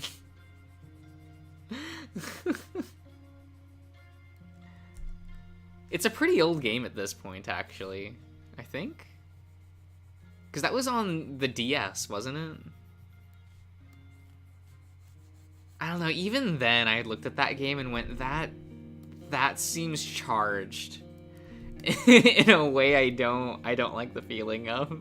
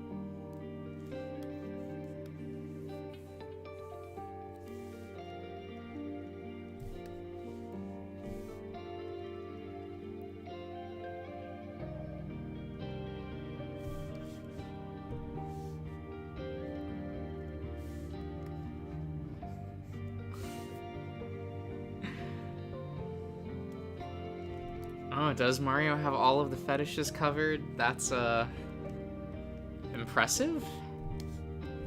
To say the least. I guess that's impressive.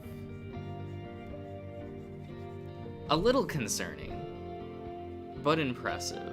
Like, that's a goal that, like, I feel like shouldn't belong to Mario, and it should, and probably does belong to, like, Sonic, if you know what I mean. Like, I feel like that's a crown that, like, Sonic should be wearing.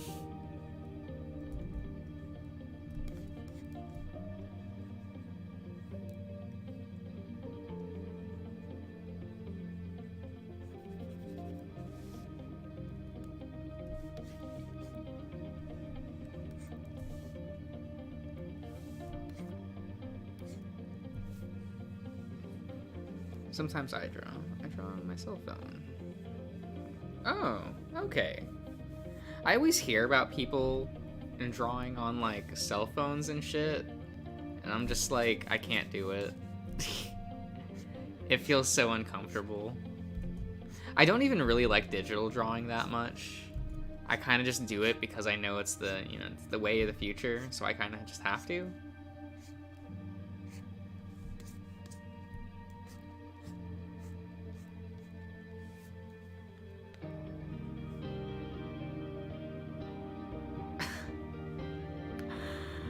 Michael, that's weird. That's weird. I can't. I want to hope that you're lying, but I know that you're not. Because I believe that everyone here is just always sincere. No one here would lie to me. Right? Right.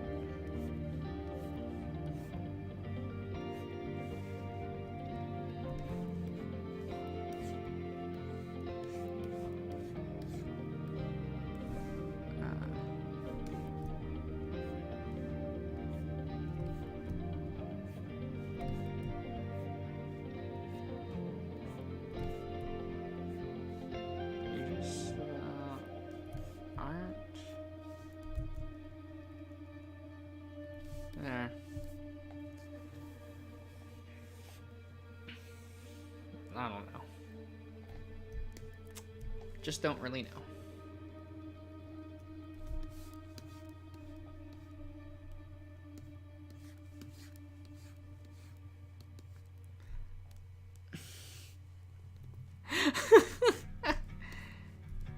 Ian, I can trust you with that.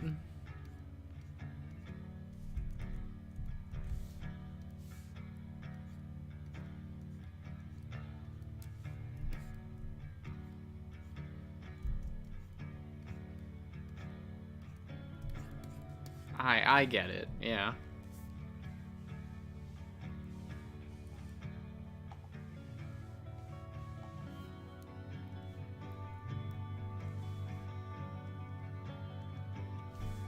But I guess my question is, Ian, are you enjoying Lagoon Lounge? Like, is it fun?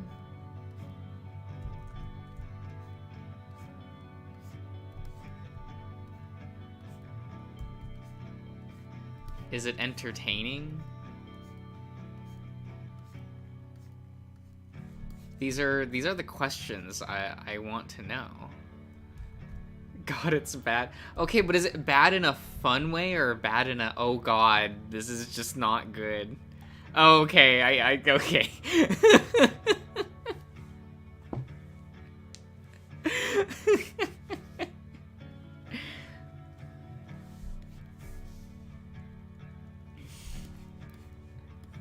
No subtitles in the stream. Oh, I'm sorry. Yeah, I don't know how to do that kind of stuff.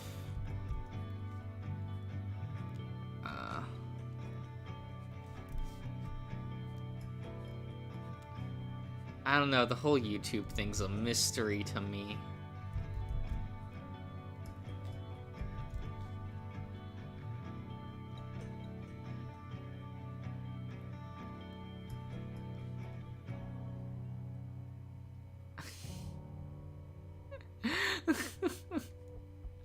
Well, here, Ian, maybe I'll read Lagoon Lounge on the channel. Who knows?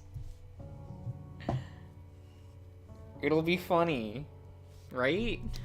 Right?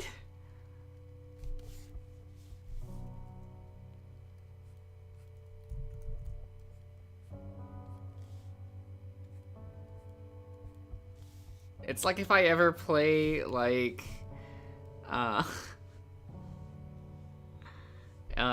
what's it, Knights College? It's like if I ever play Knights College on the channel. Which I do own, so... Obviously, we'd be playing the safer work version for my sanity. You know, make it a little better for me.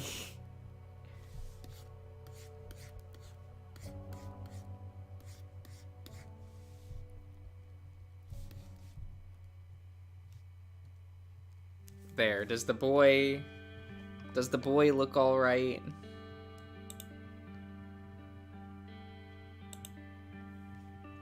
I'm gonna go quickly go get, like, a drink. Then I don't know what I'm gonna be doing. I don't know.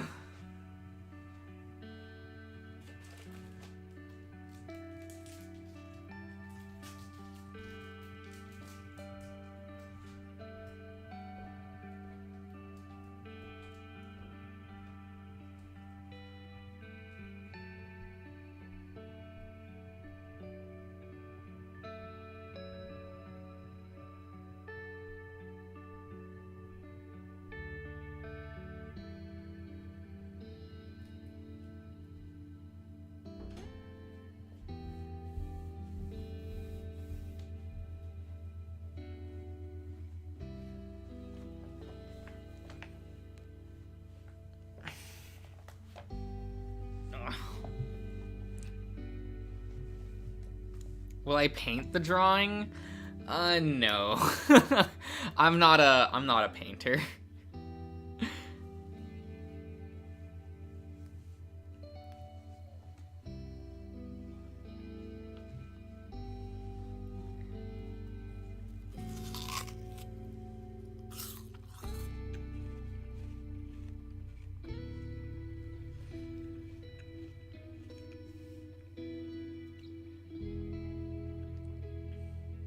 This is fine. Fluff equals greatness. He's a fluffy boy, that's for sure.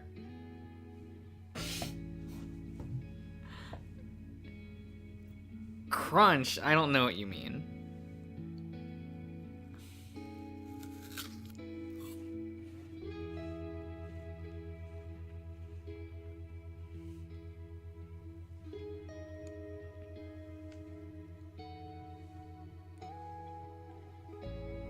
Now I had my fun and I'll put away the apple now.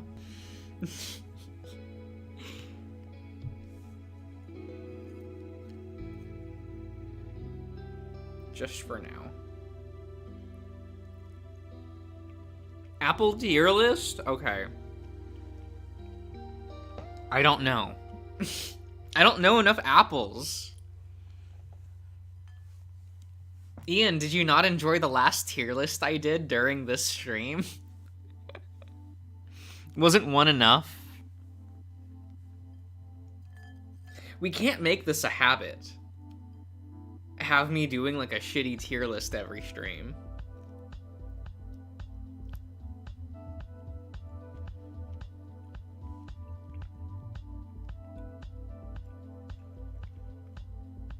It was bad enough we did a Scooby-Doo tier list.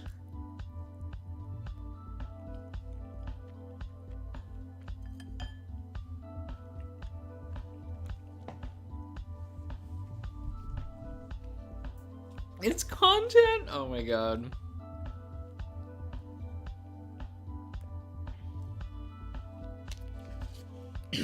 Well, I did not save the previous tier list, so...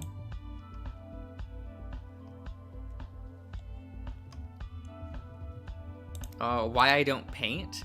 I'm just not a painter.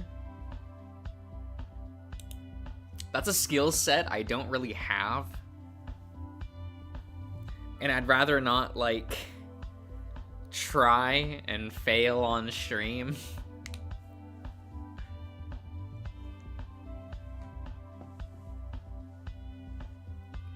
So maybe someday.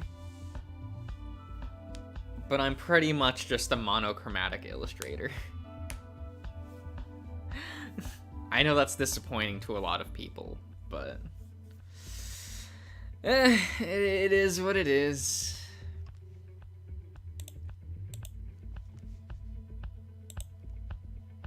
I probably should try to learn painting, just so that I'm, I don't know, more marketable as an artist, but...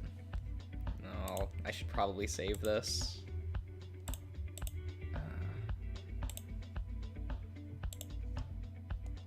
Yeah. It's good for health?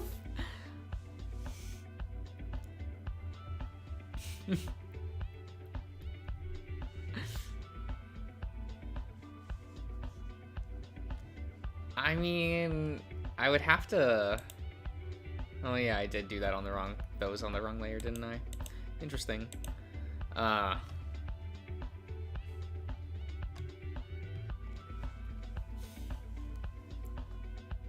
Because of the way that I, like... line and... excuse me, hatch things... I'd have to remove the hatching and probably experiment with the line color a lot more.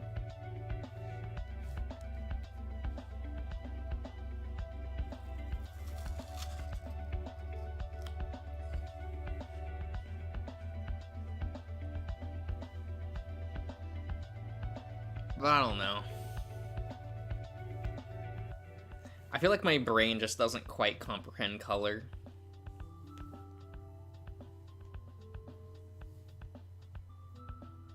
Like, I've studied color a lot to try to get there. But utilizing that for my own work, I can't really do very well.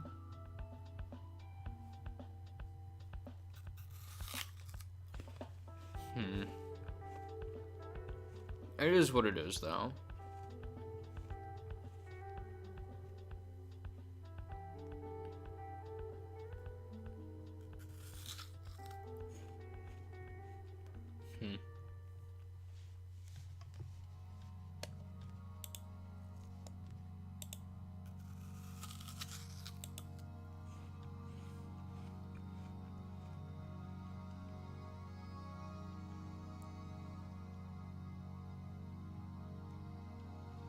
Oh, why do I have a message on Twitter?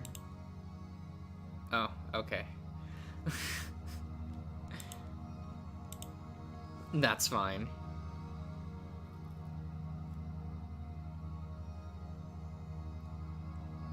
Oh, so you're going to draw another drawing? Probably not.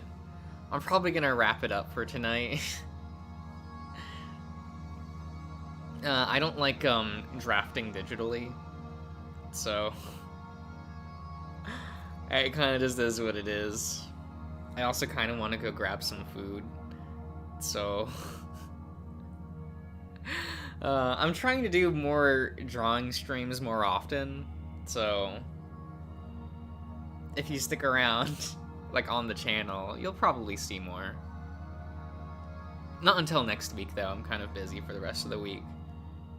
So like drafting something on paper, you know, that takes time. It all is what it is. But all right, everyone. Thank you for coming. I hope you all had fun.